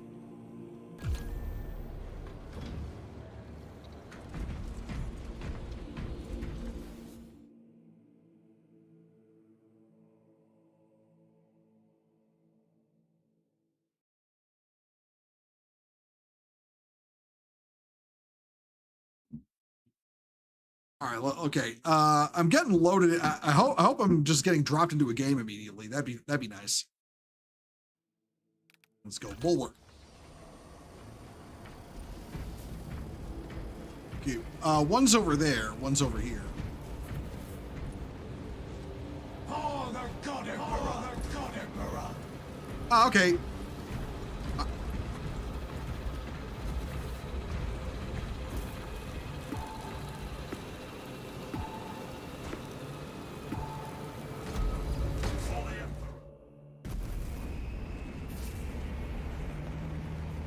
If I ever play this game, I need to make the meme. I need to make the meme right and play Black Templars.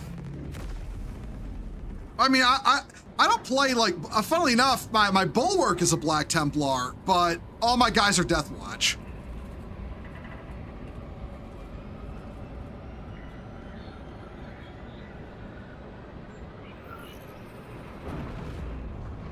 Yeah, Super Jesse, kind of like that, kind of like that.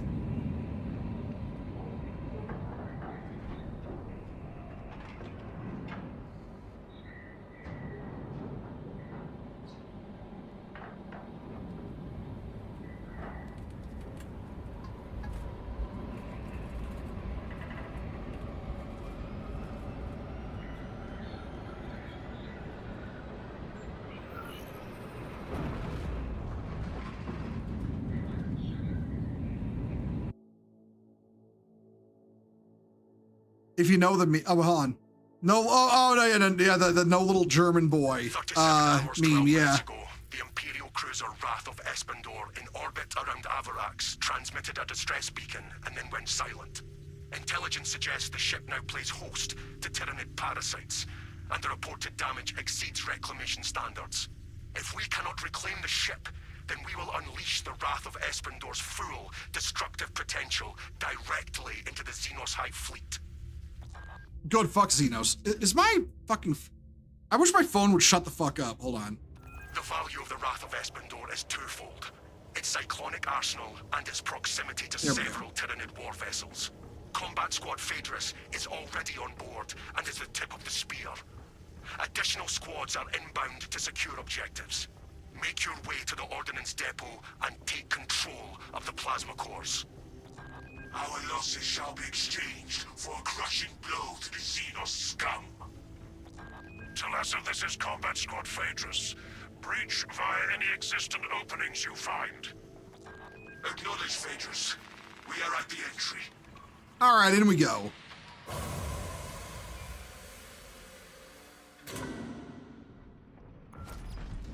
Progress towards the Ordnance Depot. We will rendezvous with you and Combat Squad Heraton there. Remain vigilant. The Xenos infestation goes deep in this ship. Keep moving. The Ordnance Depot is deep within the belly of a Portuguese-class cruiser. Seems quiet so far, but that will change. There we go. Yep, all healed up.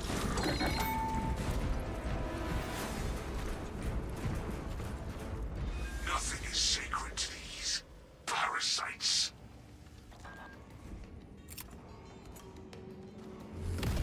Oh, motherfucker! Damn it, pushed the wrong button. Oh well. Go hither. Tickle Toes, you coming? Guess not. Multiple contacts swarming our locus. What is your status, Talassa? Performing our mission objectives, Phaedrus.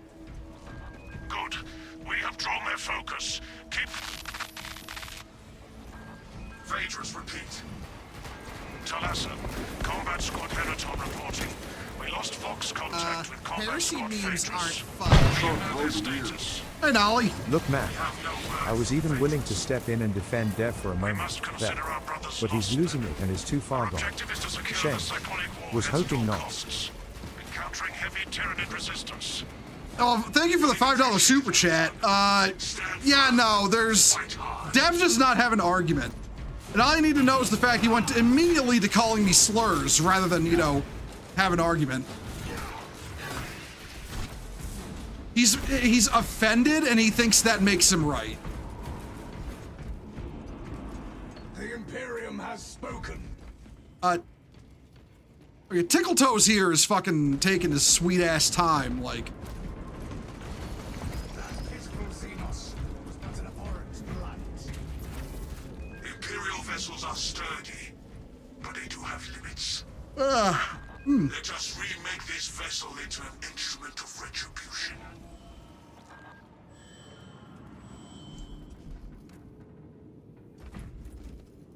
By your honor, take this ground.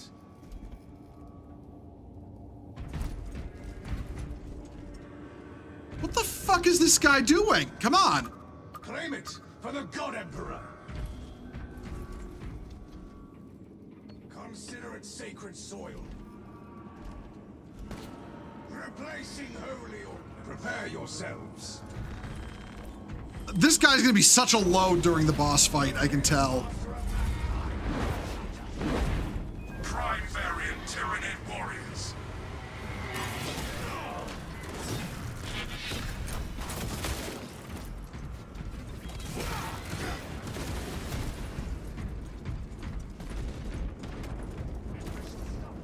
Oh, hello there. Those cannons are the Imperium's wrath made manifest. Ow. All this firepower. We will afford this cruiser one last attack.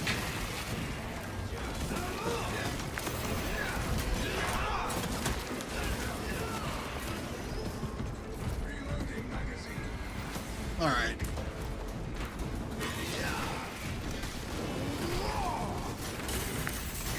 Banner, ready to deploy. Oh.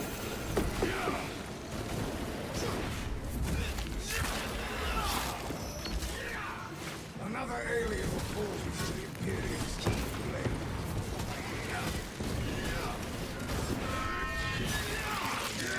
Die. There we go.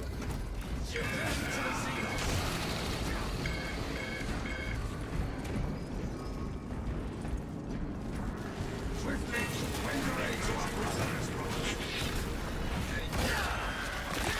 God Emperor, you have me.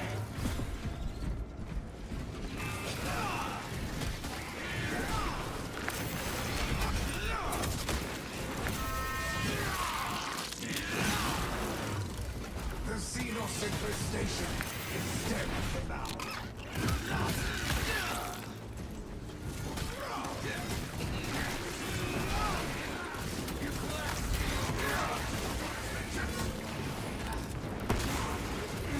Get him up so he may retaliate.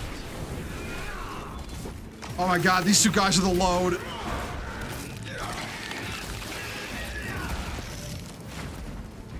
All destroyed, but we cannot stop until the galaxy is purged. Also, it looks like Tickle Toes is like teleporting more than moving. For your error, brother. They sends their strongest, only to see them fight. Combat Squad Heraton reporting in. The bridge is lost, as are my squad brothers. I am cut off from our planned route to the Ordnance Depot. Calculating a new route based on your report, Heraton. Standing by. Be advised, the cruiser's crew managed to execute security protocols before they were overrun by the Xenos brood. No. No. No. No. No. I'm not gonna take three times the time to do a stratagem because that guy is going to be exploring the whole fucking map while I'm trying to get it done. No, I refuse. I patently refuse. We're starting over. Hopefully we won't get a complete retard this time.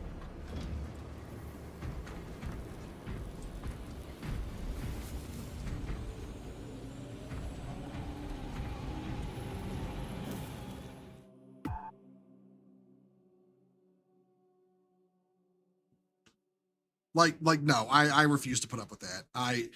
Listen, I'm trying to have fun playing this. I'm not gonna babysit people who take their time playing Explorer on the map when other people are trying to get the level done.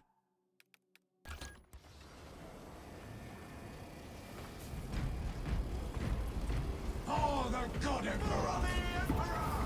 All right, we got a sanguinary guard and a fucking and a what do you call it? Iron Hand.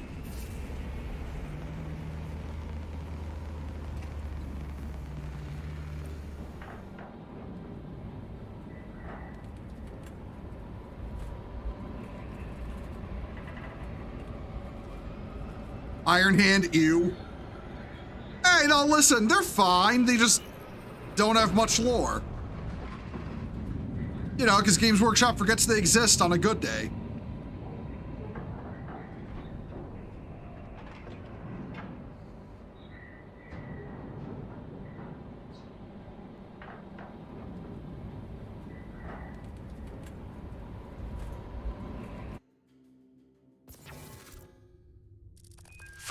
Hours, 12 minutes ago, the Imperial cruiser Wrath of Espandor in orbit. Okay, let's try this again. The value of the Wrath of Espandor is twofold. Its cyclonic arsenal and its proximity to several Tyranid war vessels. Combat Squad Phaedrus is already on board and is the tip of the spear. Additional squads are inbound to secure objectives. Make your way to the Ordnance Depot and take control of the plasma cores. A poetic fate. They were in Mechanicus 2 briefly. I haven't played that yet because I heard it was kind of shit. Combat Squad Phaedrus. Breach via any existent openings you find.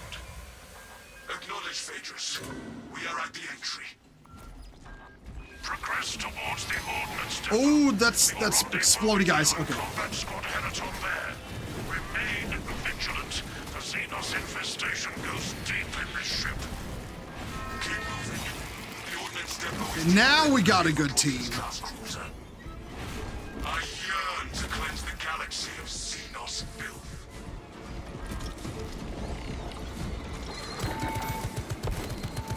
Okay, that turret's got it. The Xenos sully all they touch with their blasphemy.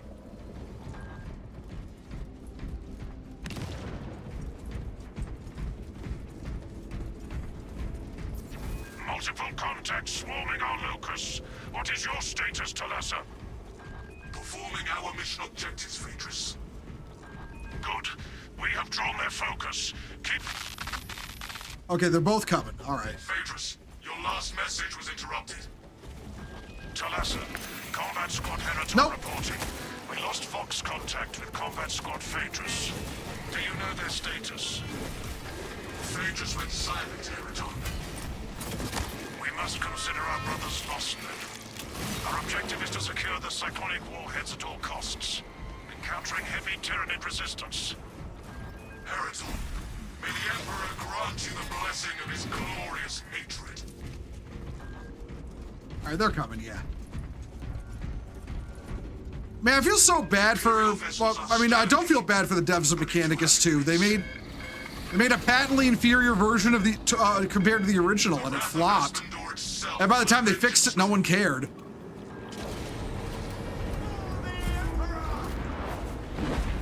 Xenos leader beasts are rallying the swarm.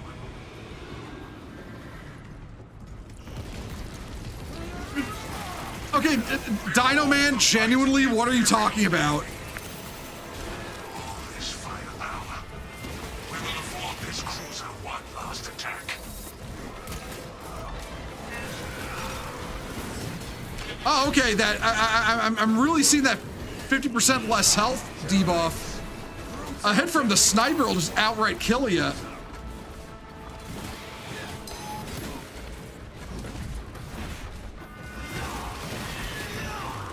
Another alien falls to the Imperium's key blade. Oh. Ow.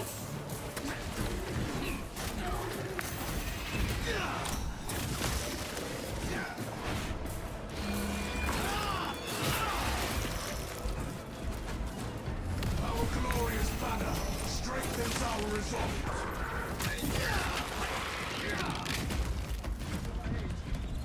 Okay. Yeah, no, that debuff is rough. Okay, I'm guessing I can only kill this guy. Okay. I shall suffer your foray for only so long, brother. Oh no, I can't. Wait, I can't kill this guy.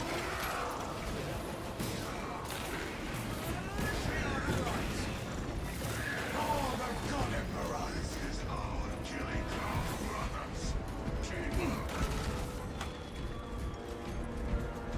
Okay, so if the enemy is marked with an X, I can't damage him. Okay.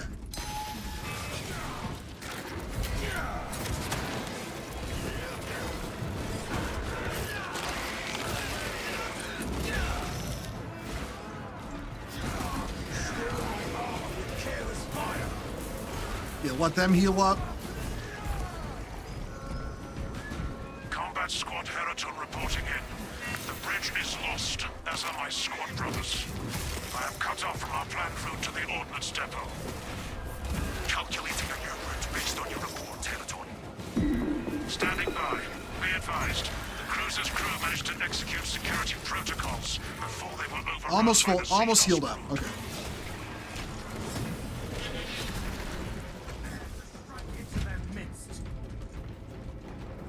We'll leave that for Dr. Yacht. He needs a heal.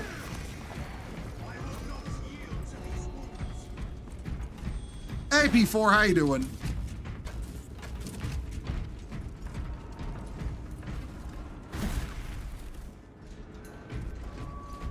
Hope Space Marine 3 the Necrons are the surprise faction instead of another Chaos faction. We'll probably get Chaos again, but that said, I do want Necrons anyway. Commune with the main console in front of you to bypass the security protocols. All right. The lift platform is in transit. Arrival pending. Okay, we don't have to do the stupid puzzle this time. And proceed to the objective. Attention boarding parties.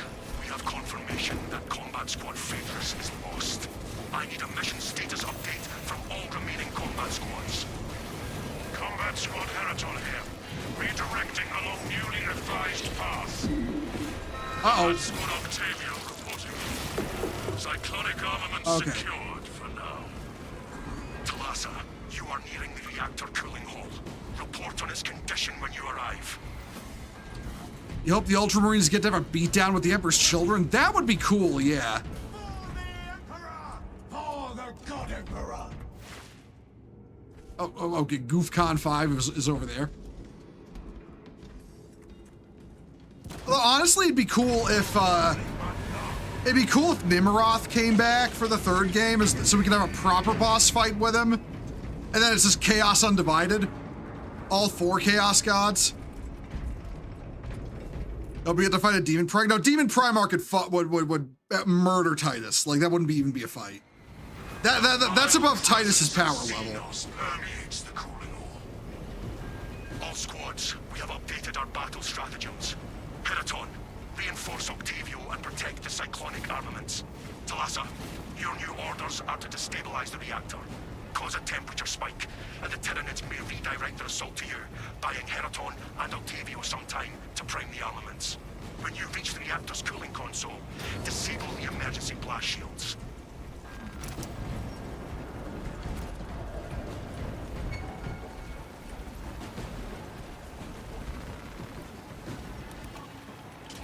Emergency blast shields retracting. Warning. Coolant rods exposed. Oh. Talassa, I need you to disable the entire cooling array. Concentrate fire on Oh, the no. exposed cooling rods. Target the vulnerable cooling rods. What is my camera doing?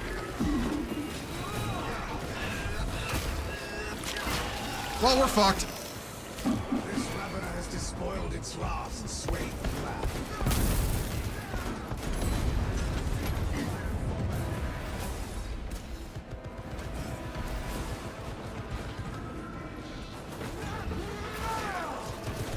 I'm sorry, that was bullshit. Elements of the cooling rod array are clogged. Vile filth. Oh no. Oh, okay, he got it.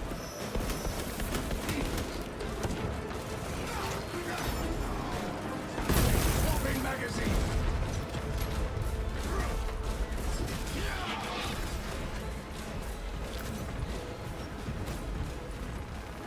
With frozen flame shall we smite them. Where's the... Oh, here it is. Identify blockages and remove Xenos organisms.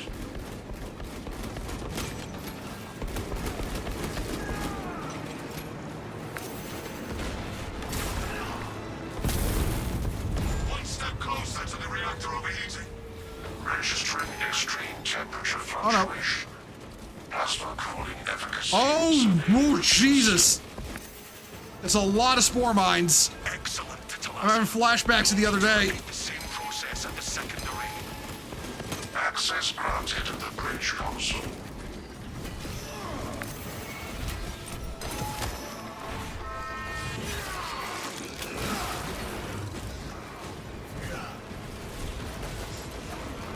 Oh, there's a guy up there. Okay.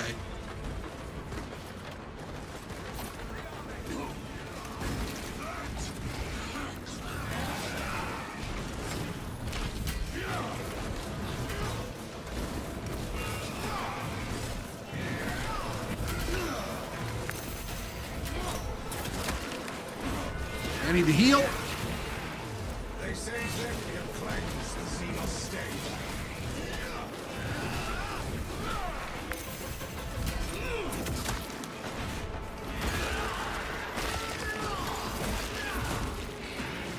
Okay, GoofCon will be back in like 28 seconds. We'll be fine.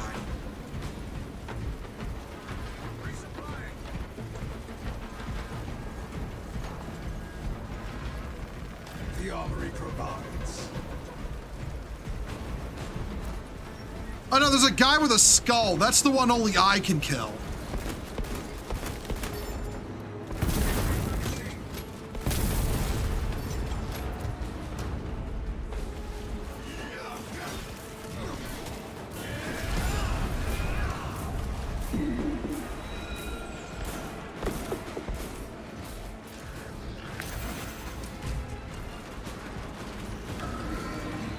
Hey, where's the last one we gotta blow up?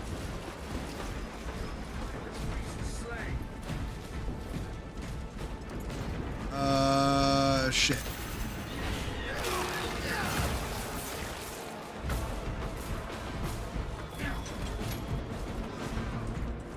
Here it is. Claim it for the God Emperor.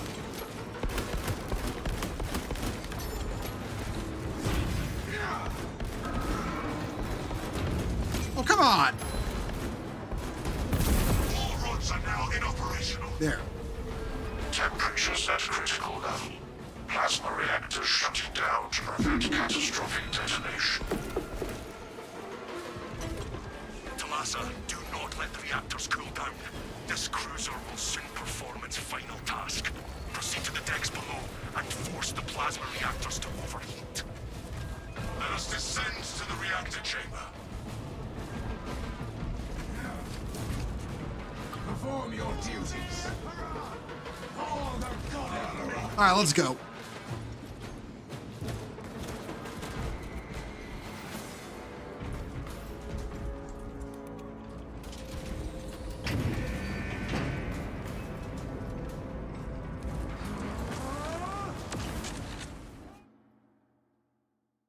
What I'm trying to unlock is that burning blade one-handed sword. Talassa, I want to unlock that and then equip it on this guy. his approach vector should have I feel like it fits him better than Xenophase blade because he's a Black Templar. They're the scars of war. But we've heard nothing from our brother. Black Templar probably find a Xenophase blade to be a little icky. Advised, we remain under heavy tyranny to You know, because it's stinky and stinky and alien and all that shit. We believe they will abandon your position. This is ill-advised, Talassa. If you do not rig the reactor to detonate, the cyclonic warheads will be wasted. Combat Squad Octavio will redouble our efforts to draw the Tyranids away from your position instead. Octavio, unleash the Emperor's wrath on these brood-born vermin.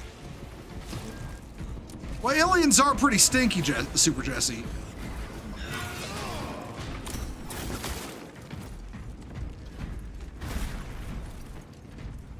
Where are my homies? There they are.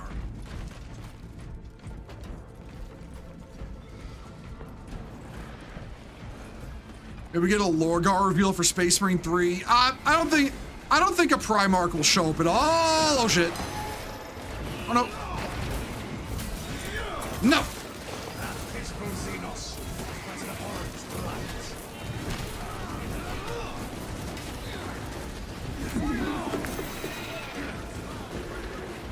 blight.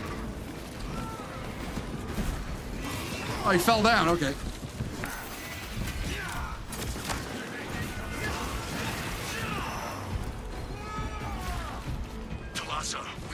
contact with Heraton leader, and Octavio is pinned down. You must destabilize the plasma reactor. Our brothers from Phaedrus and Heraton shall not have died in vain. Telasa taking up position at the reactor.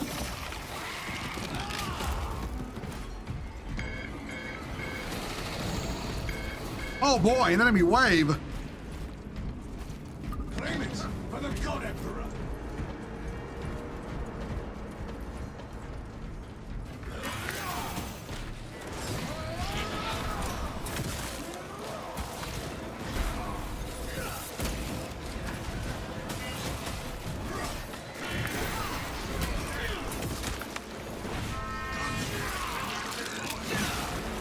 All right. Even the champion stands.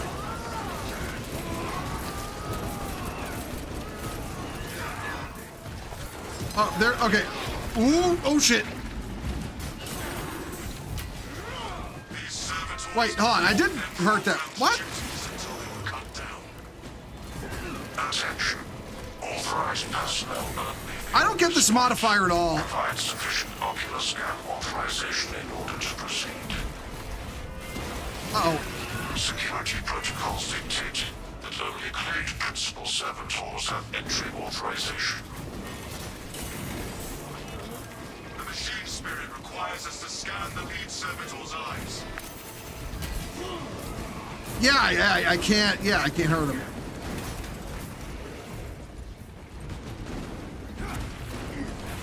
Oh, here's a heal. Skin shot injected.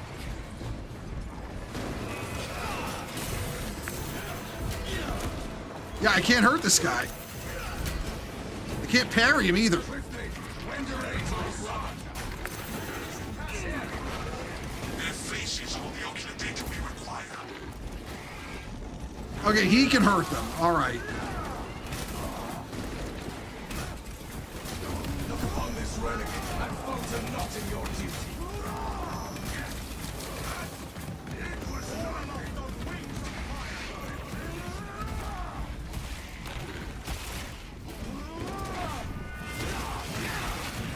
Yeah, I needed that health. I was pretty low. Station is stemmed from now. What do we do? All right, we have to find the right body. Okay.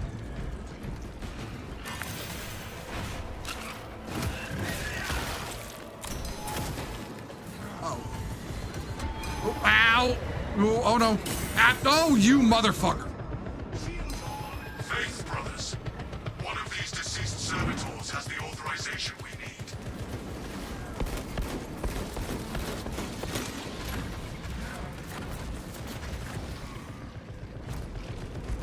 You get him.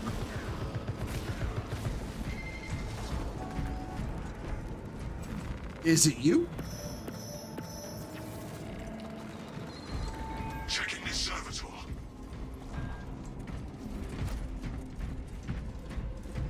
Guess it wasn't that one. Yes. This servitor's eyeballs grant us access.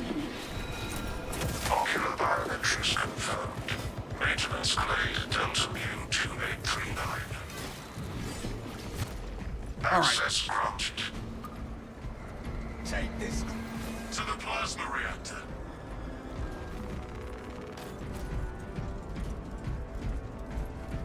Okay, let's go. I don't think I'm gonna do the hard mode one this week. This is kind of brutal on normal, let alone on hard. That 50% health debuff and the fact you get guys you literally cannot hurt, like, yeah.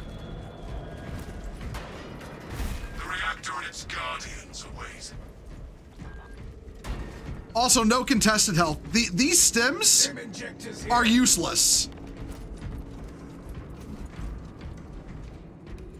Like, these stims do nothing because they give you contested health, and you can't get contested health this week. Nana, ready to deploy.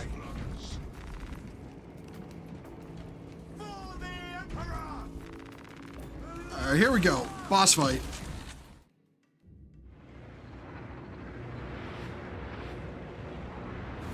True Xenos leader beasts. That reactor must be destroyed. Honor our brothers. Honor our chapter.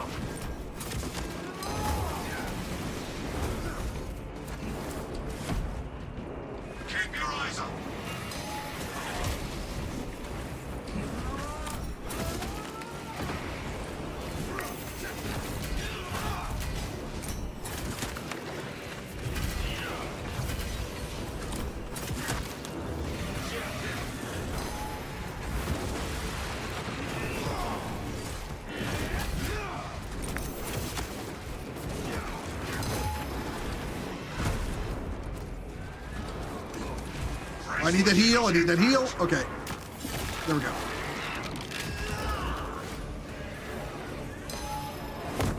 Oh, shit. Here it comes. Evade the energy surges.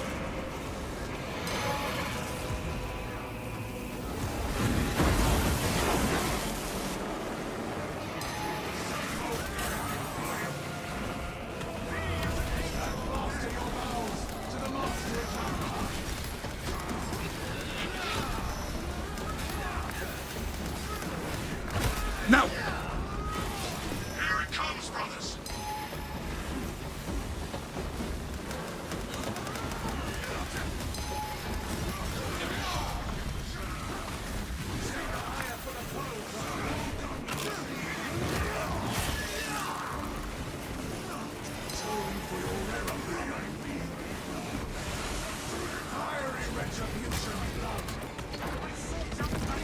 Who claims our brother? Prepare for contact. Ow. Nope.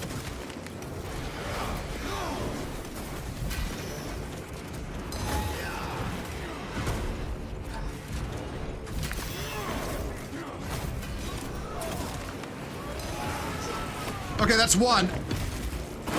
Yeah. Die. There. We killed one prime, and its companion's fury magnifies. Perhaps one prime is twice as vicious as two. Okay, you want that one? Never mind. This had ended. Okay. Avenged. Now, engage the Ooh. console to cripple the reactor.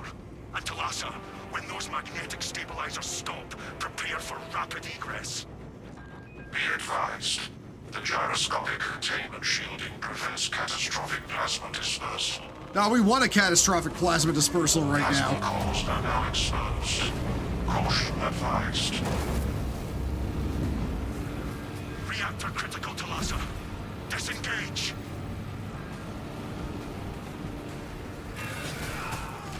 Do not halt for any reason. Talassa, we're tracking your signatures. Octavio and Heriton Leader are already on board.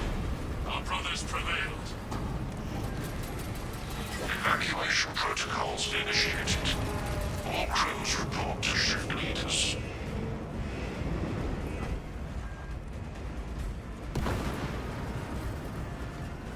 I love this because this is just Space Marines doing the ending of any given Alien movie.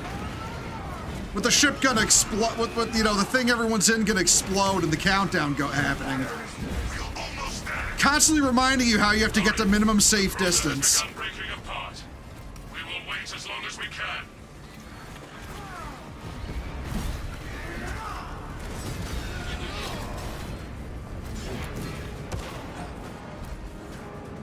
And Our chapter's colors, brothers. The gauntlet is about to detonate. Race for... If not for you, And we made it. Talassa, this operation would have ended in a... mission status based.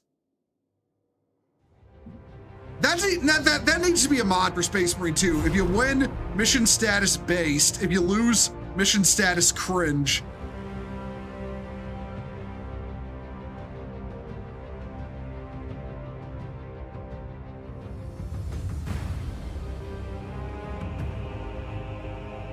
Hey, Grasser, how you doing?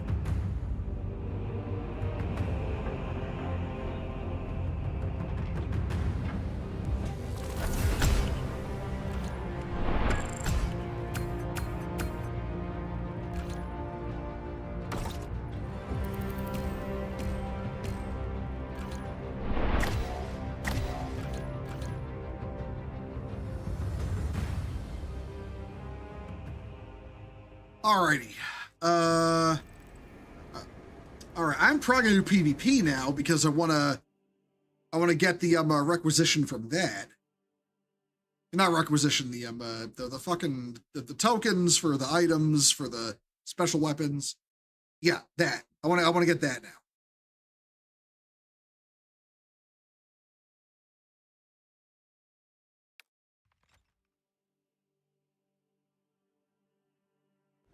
All right.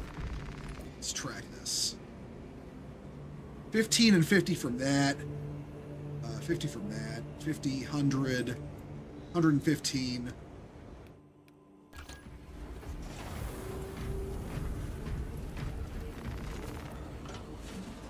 I have 190, 200. Yeah, I can get the sword this week. All right.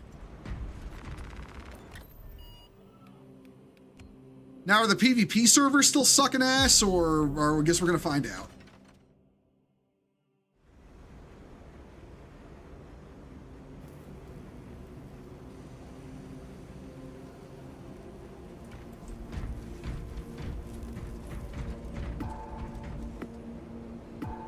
For the Emperor!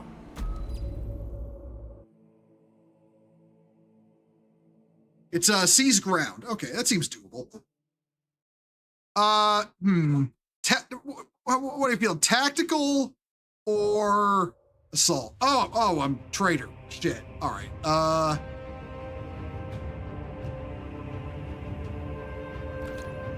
Fuck it, I'll give tactical a go.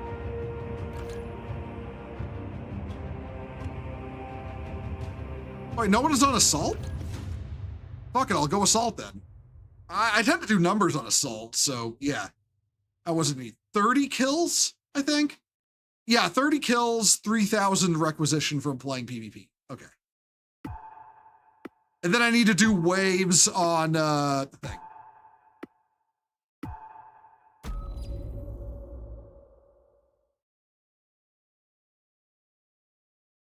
The Dark Gods are watching.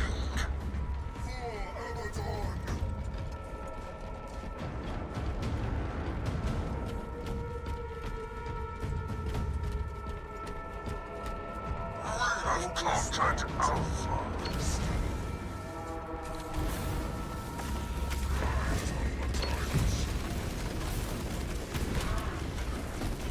We have conquered Beta.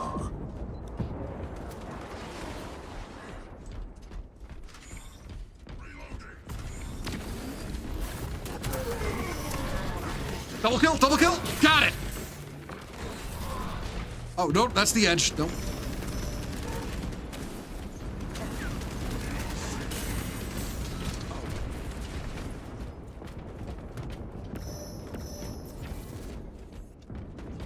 We have conquered Delta. Oh, we're dominating right now. Okay. Oh. Ah, shit. I should have shot him.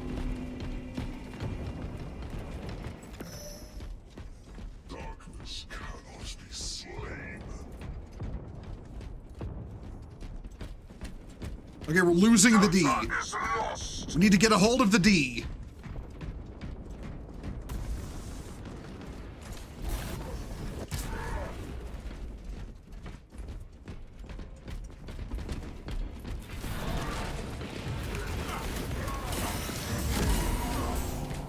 Ah, shit, I got double teamed. New rally point established.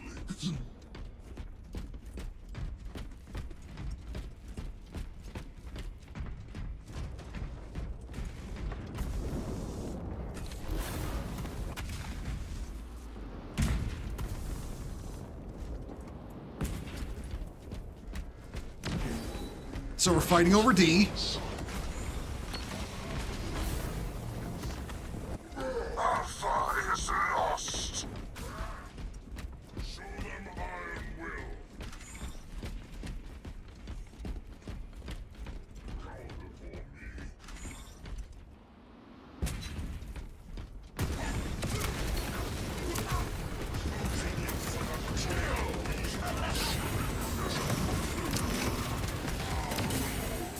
Oh, that better count as my, okay. Oh no. Oh no. Oh, shit. Beta is lost. Man, that kill should have counted as mine. I hit him last before he fell off. He was weak.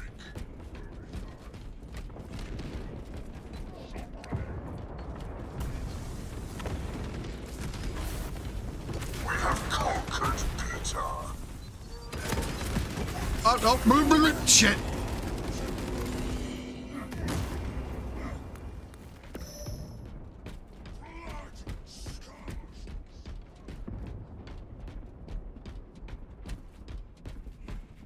Oh shit, we're losing the... Is lost.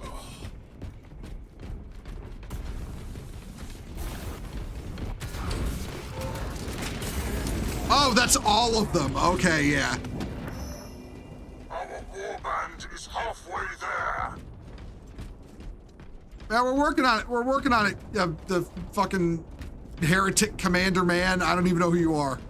You just sound evil. Like, you just sound evil. I don't even know who you are.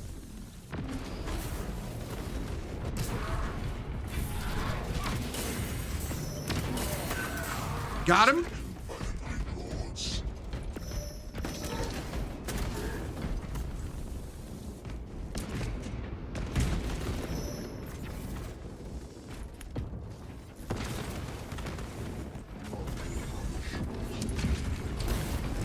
Oh no.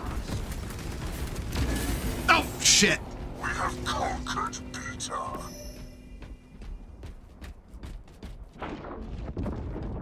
The price of war. Oh, somebody had a fucking melt a bomb. I heard that go off.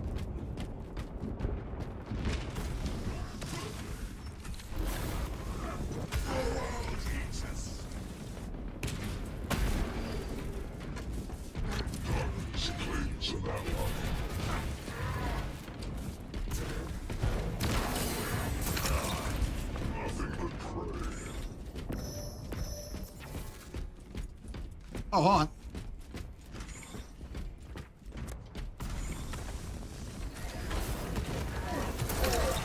Oh, damn. Is lost.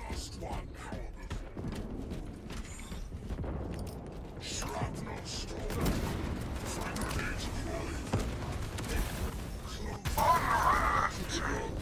Blend.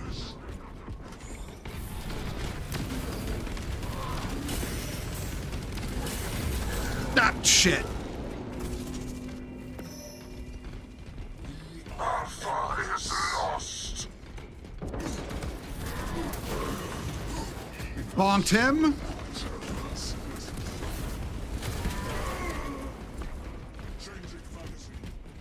We have conquered Delta. All right, they're taking B. You'll get that.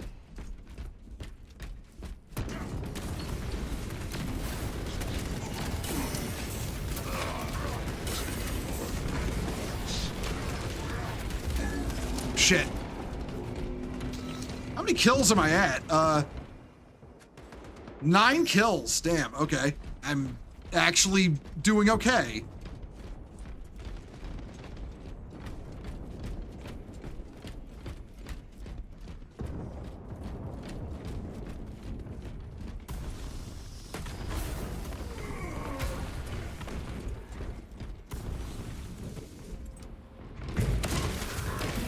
Oh, Bruto, oh, wow, I got fucking juked, holy shit. Bro just took off, like, and the whole squad was there to kill me. Twitch, clip that.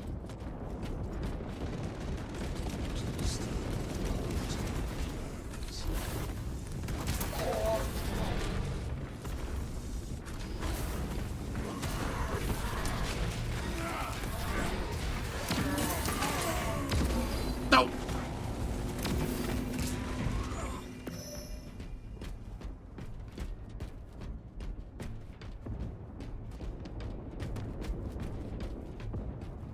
Yeah, they gotta send the whole squad after me. I'm too dangerous.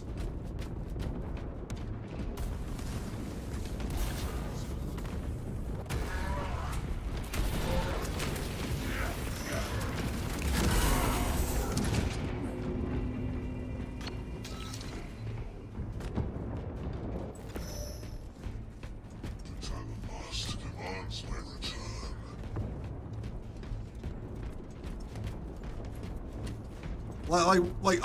At this point, we just need to hold B. We don't even need to take it.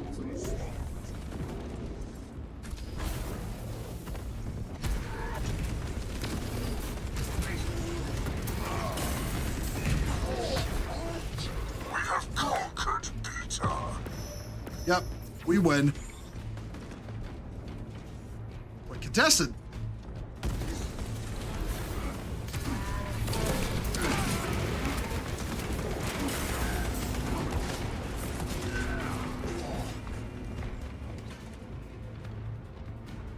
Shit.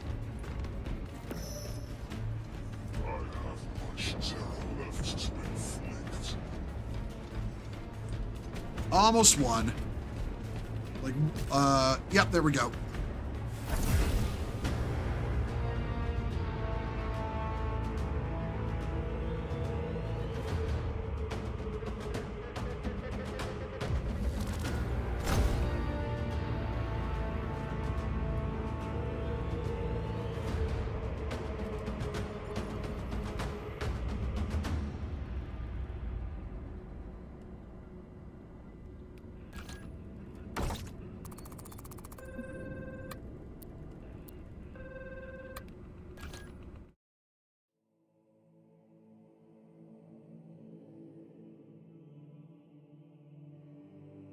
Damn, okay. 13 out of the 30 kills I need to get in one go.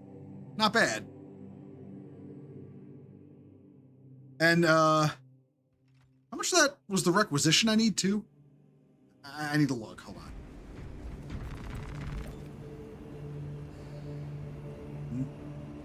None? What? What do you mean I got none? That's bullshit. How did I get none?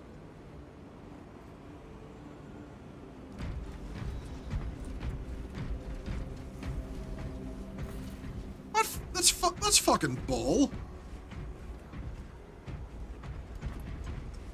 You're not to issue commands to the servo skulls for your convenience. Their functions are far more important than your own.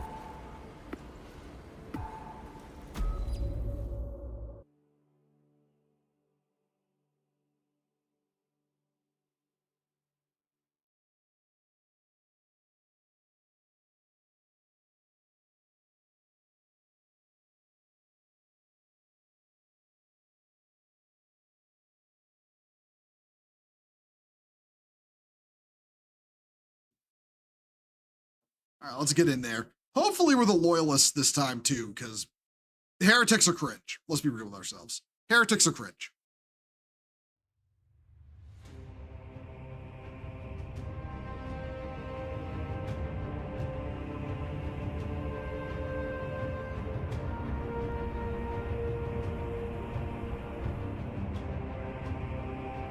No, we're loyal. We're heretics again. All right, let's try Soul. Oh, we're outnumbered. Okay.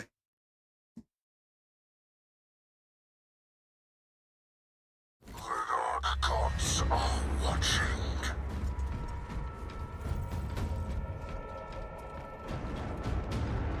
There's like no one in this match. It's everyone from the previous match. They still need to fix the matchmaking in this mode. It's still shit.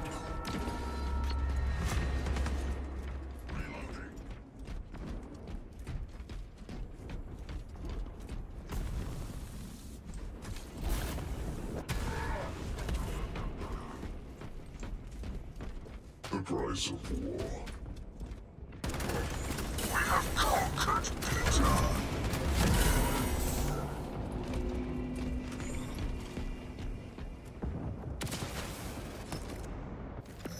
All right. Casualty on our side. If not enough people join this match, I might just back out and try to find another one. Hold on. Somebody joined, but I don't know on which team. If they better balance the teams, because, yeah.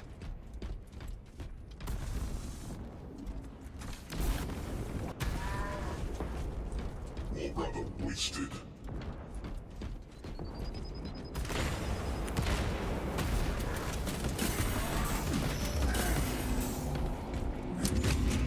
Hey, Philosopher, how you doing?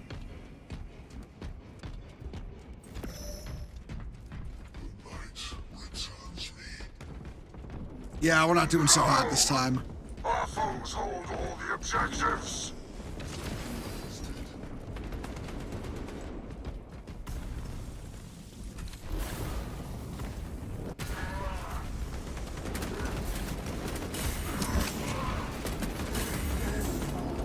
Ah, shit. All right, yeah, you know, I'm backing out. Fuck it, I'm backing out of this match.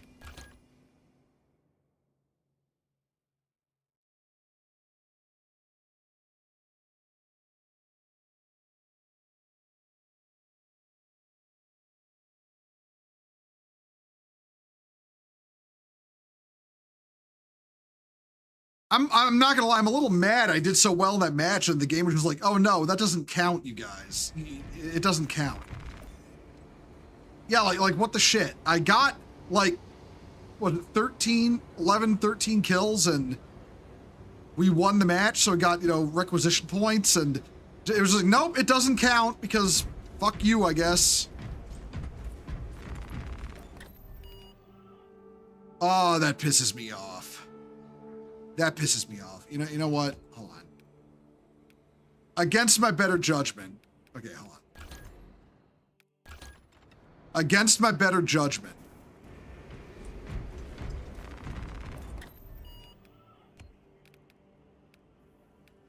We're gonna try this.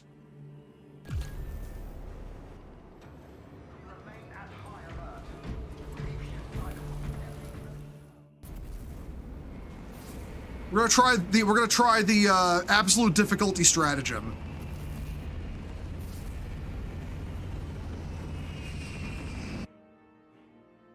I feel like this is gonna be absolute just cock and ball torture the whole time.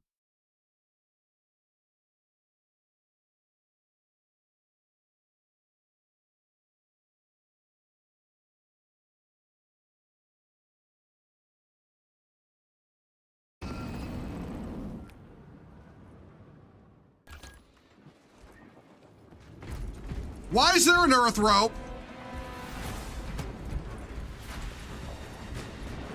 Why is it so early in the mission? Oh, okay, he's just dead, all right.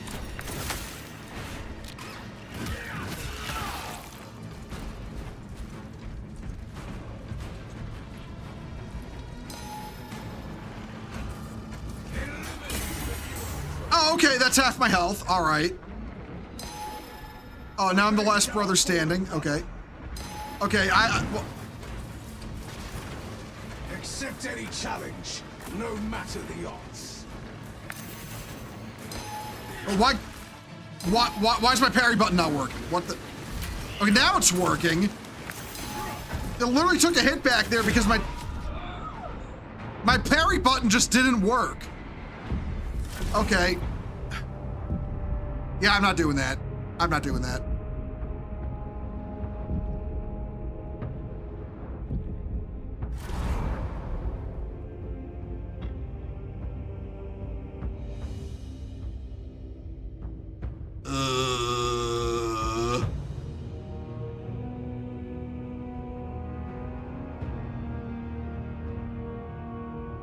Yeah, I'm still pissed about that PvP thing.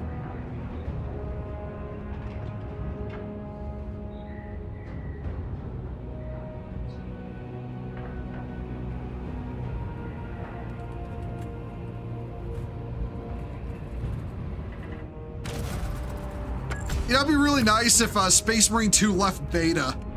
That'd be great.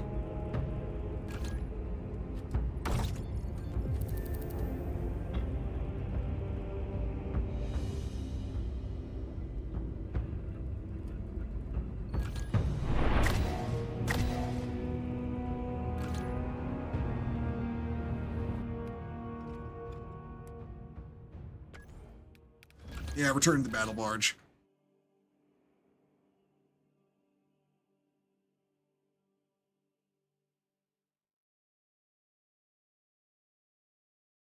I guess I could try another group, but if you're gonna throw a Neurothrope at you that early, and yeah, no, there's basically nowhere to fight it in there as like where it spawns as melee, because it spawns over a bottomless pit you can't get over.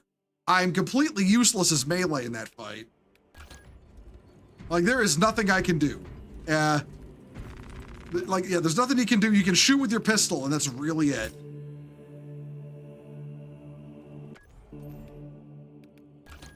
What the fuck is this thing still bitching about here?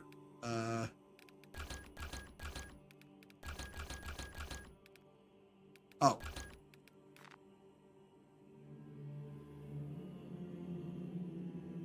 Oh, you got a tabard of some kind.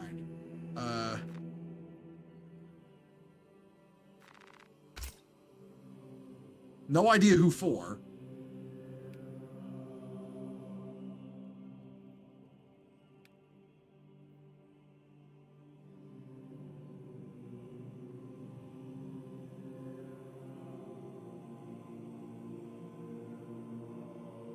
Wait. Oh, wait. Oh. As assault, slay or incapacitate 20 enemies within 7 seconds using melee weapons on missions on Absolute. Oh, okay. You can do that with your fucking ground pound.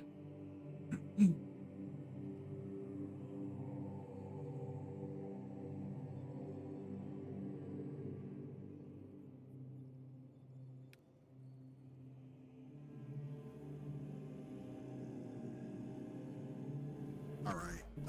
We're gonna go over here. Who the hell did I unlock that on?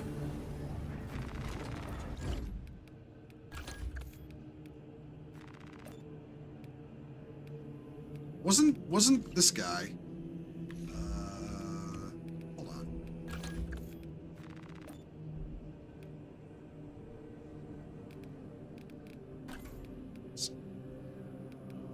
Oh, I can get it on him. It's a tabard for him. Huh. See, I don't know if I want to equip it because he's not a. Okay, what other? Okay, what can the other classes get? Hold on.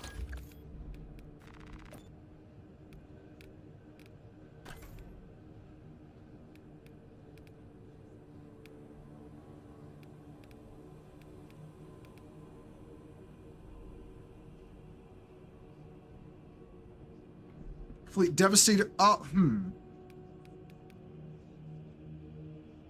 Complete Devastator Doctrine Ordeal on Tier 3 to unlock.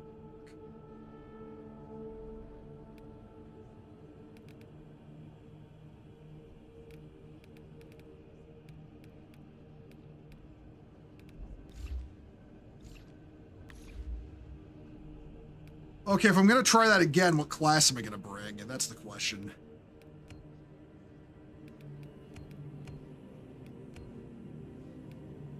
I feel like I'll bring Tactical or Tech Marine. Wait, which Tech Marine build am I going to bring?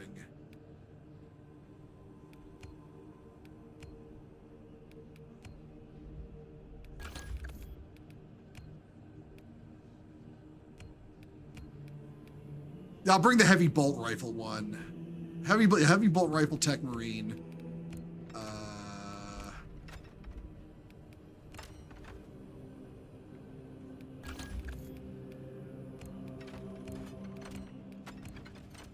Plasma Incinerator Assault, or Tactical, yeah.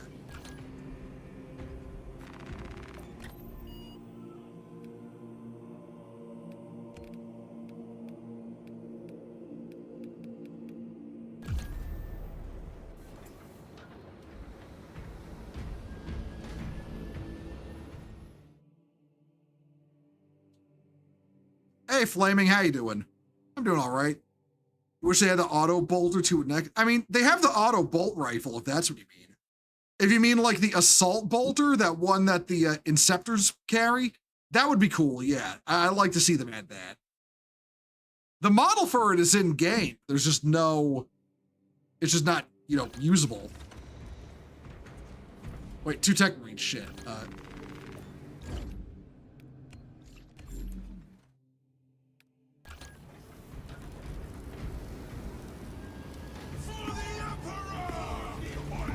All right, let's try this again.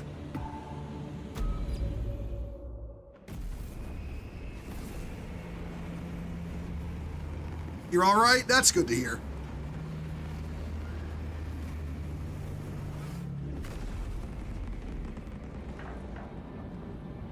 That's good to hear.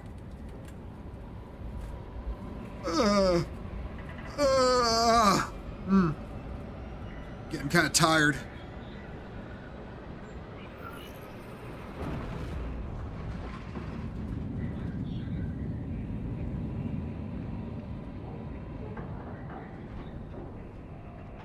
Good luck, have fun. Yeah, thanks, Pappy.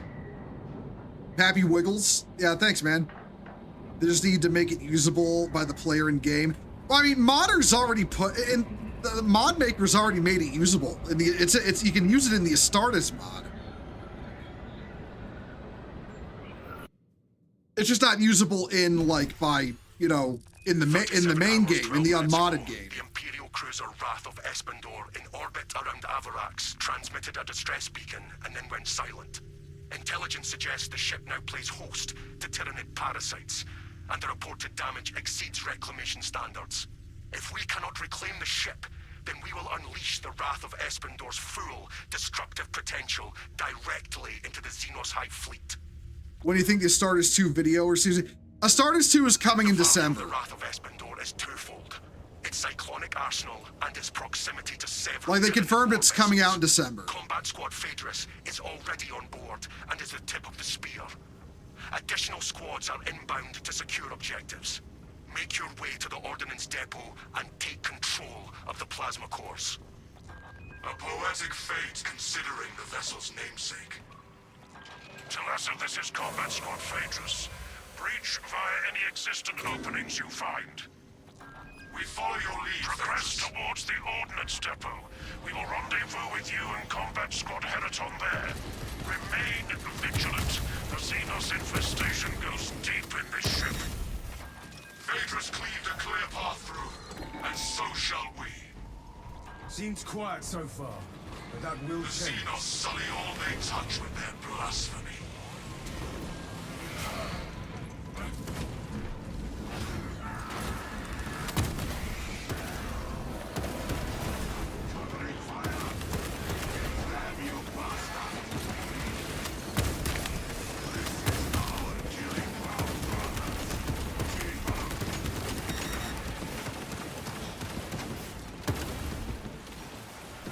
Multiple contacts swarming our locus. What is your status, Talassa? Executing our righteous duties, Phaedrus. Good. We have drawn their focus. Keep... Phaedrus, repeat.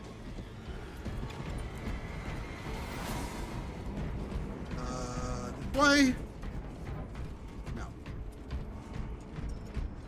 Okay, I'm not going to say anything about what has not shown up, because I don't want to jinx myself. With Combat Squad Phaedrus. Do you know their status? Nothing useful. We lost contact with Phaedrus as well. We must consider our brothers lost then. Our objective is to secure the cyclonic warheads at all costs, encountering heavy Tyranid resistance. Hold fast, Teraton. Our duty is dealing death.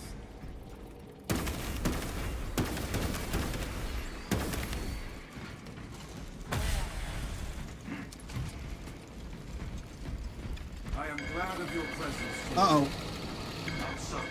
Your war gear is in perfect order. The vessel bemoans its That's the parasitic case. invaders. Then it is good to have one with such The Wrath talents of as yours Espandor among itself us. will avenge its crew. Honor me, Valius.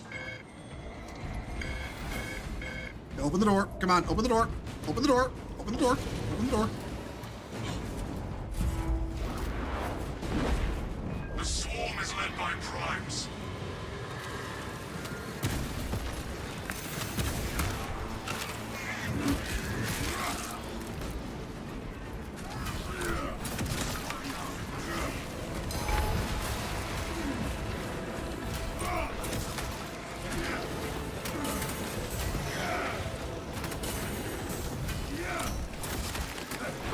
Yeah, oh god, I need the heal.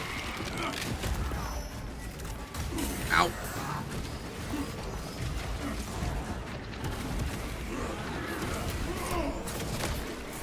Those cannons are the Imperium's wrath made manifest.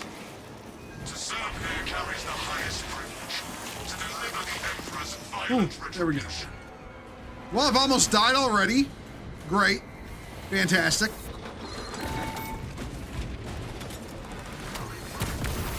Oh, Jesus!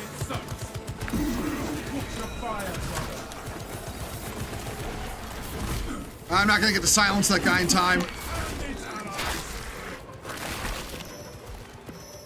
Stealthy Xenos can hide, but not for long. Okay, can't kill him. Destroy the All mine. Remain adamant, brother. Back to battle, brother.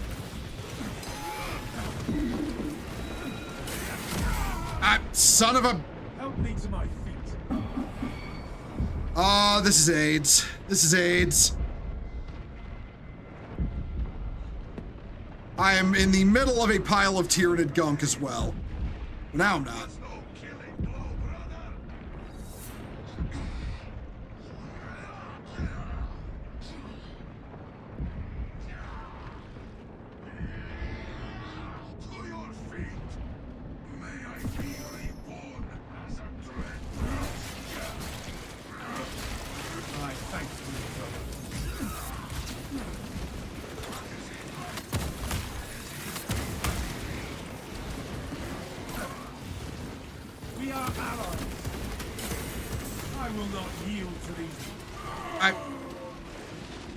Okay.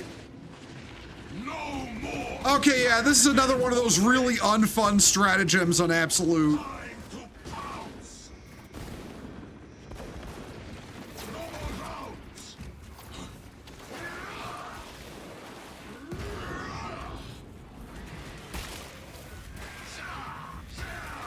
I will die with my hands around their necks, giving them a shrapnel bath.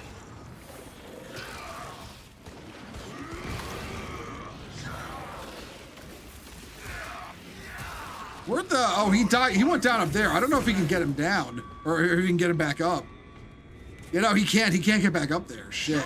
Pack refueled.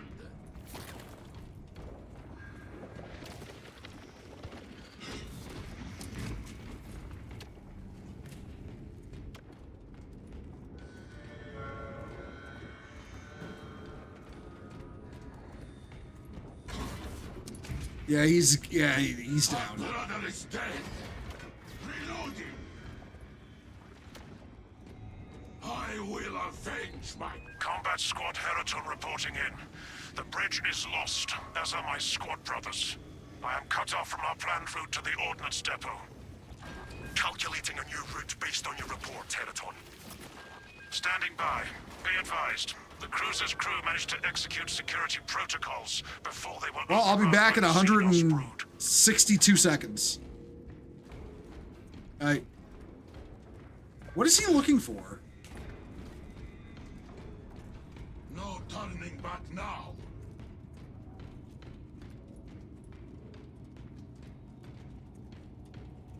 Bro, just open the door. What are you doing? Open. Oh, we're not gonna come back earlier. Just.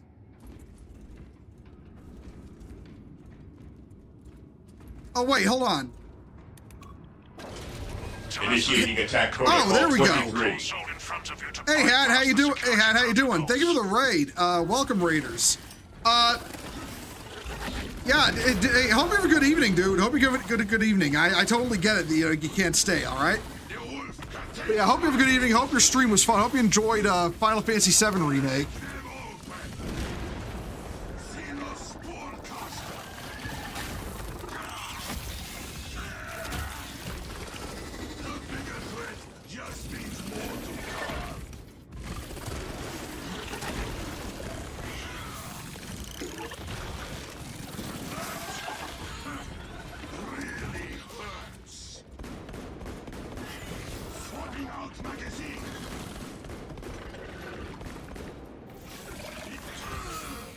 Well, we just wiped. Shit.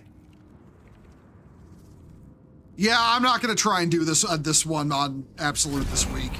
This is just cock and ball torture. Like, this isn't fun.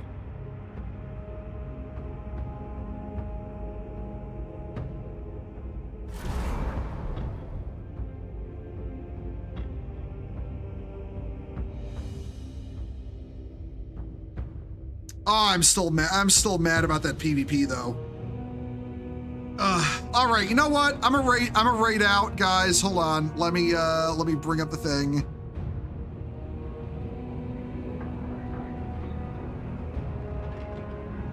All right, here it is.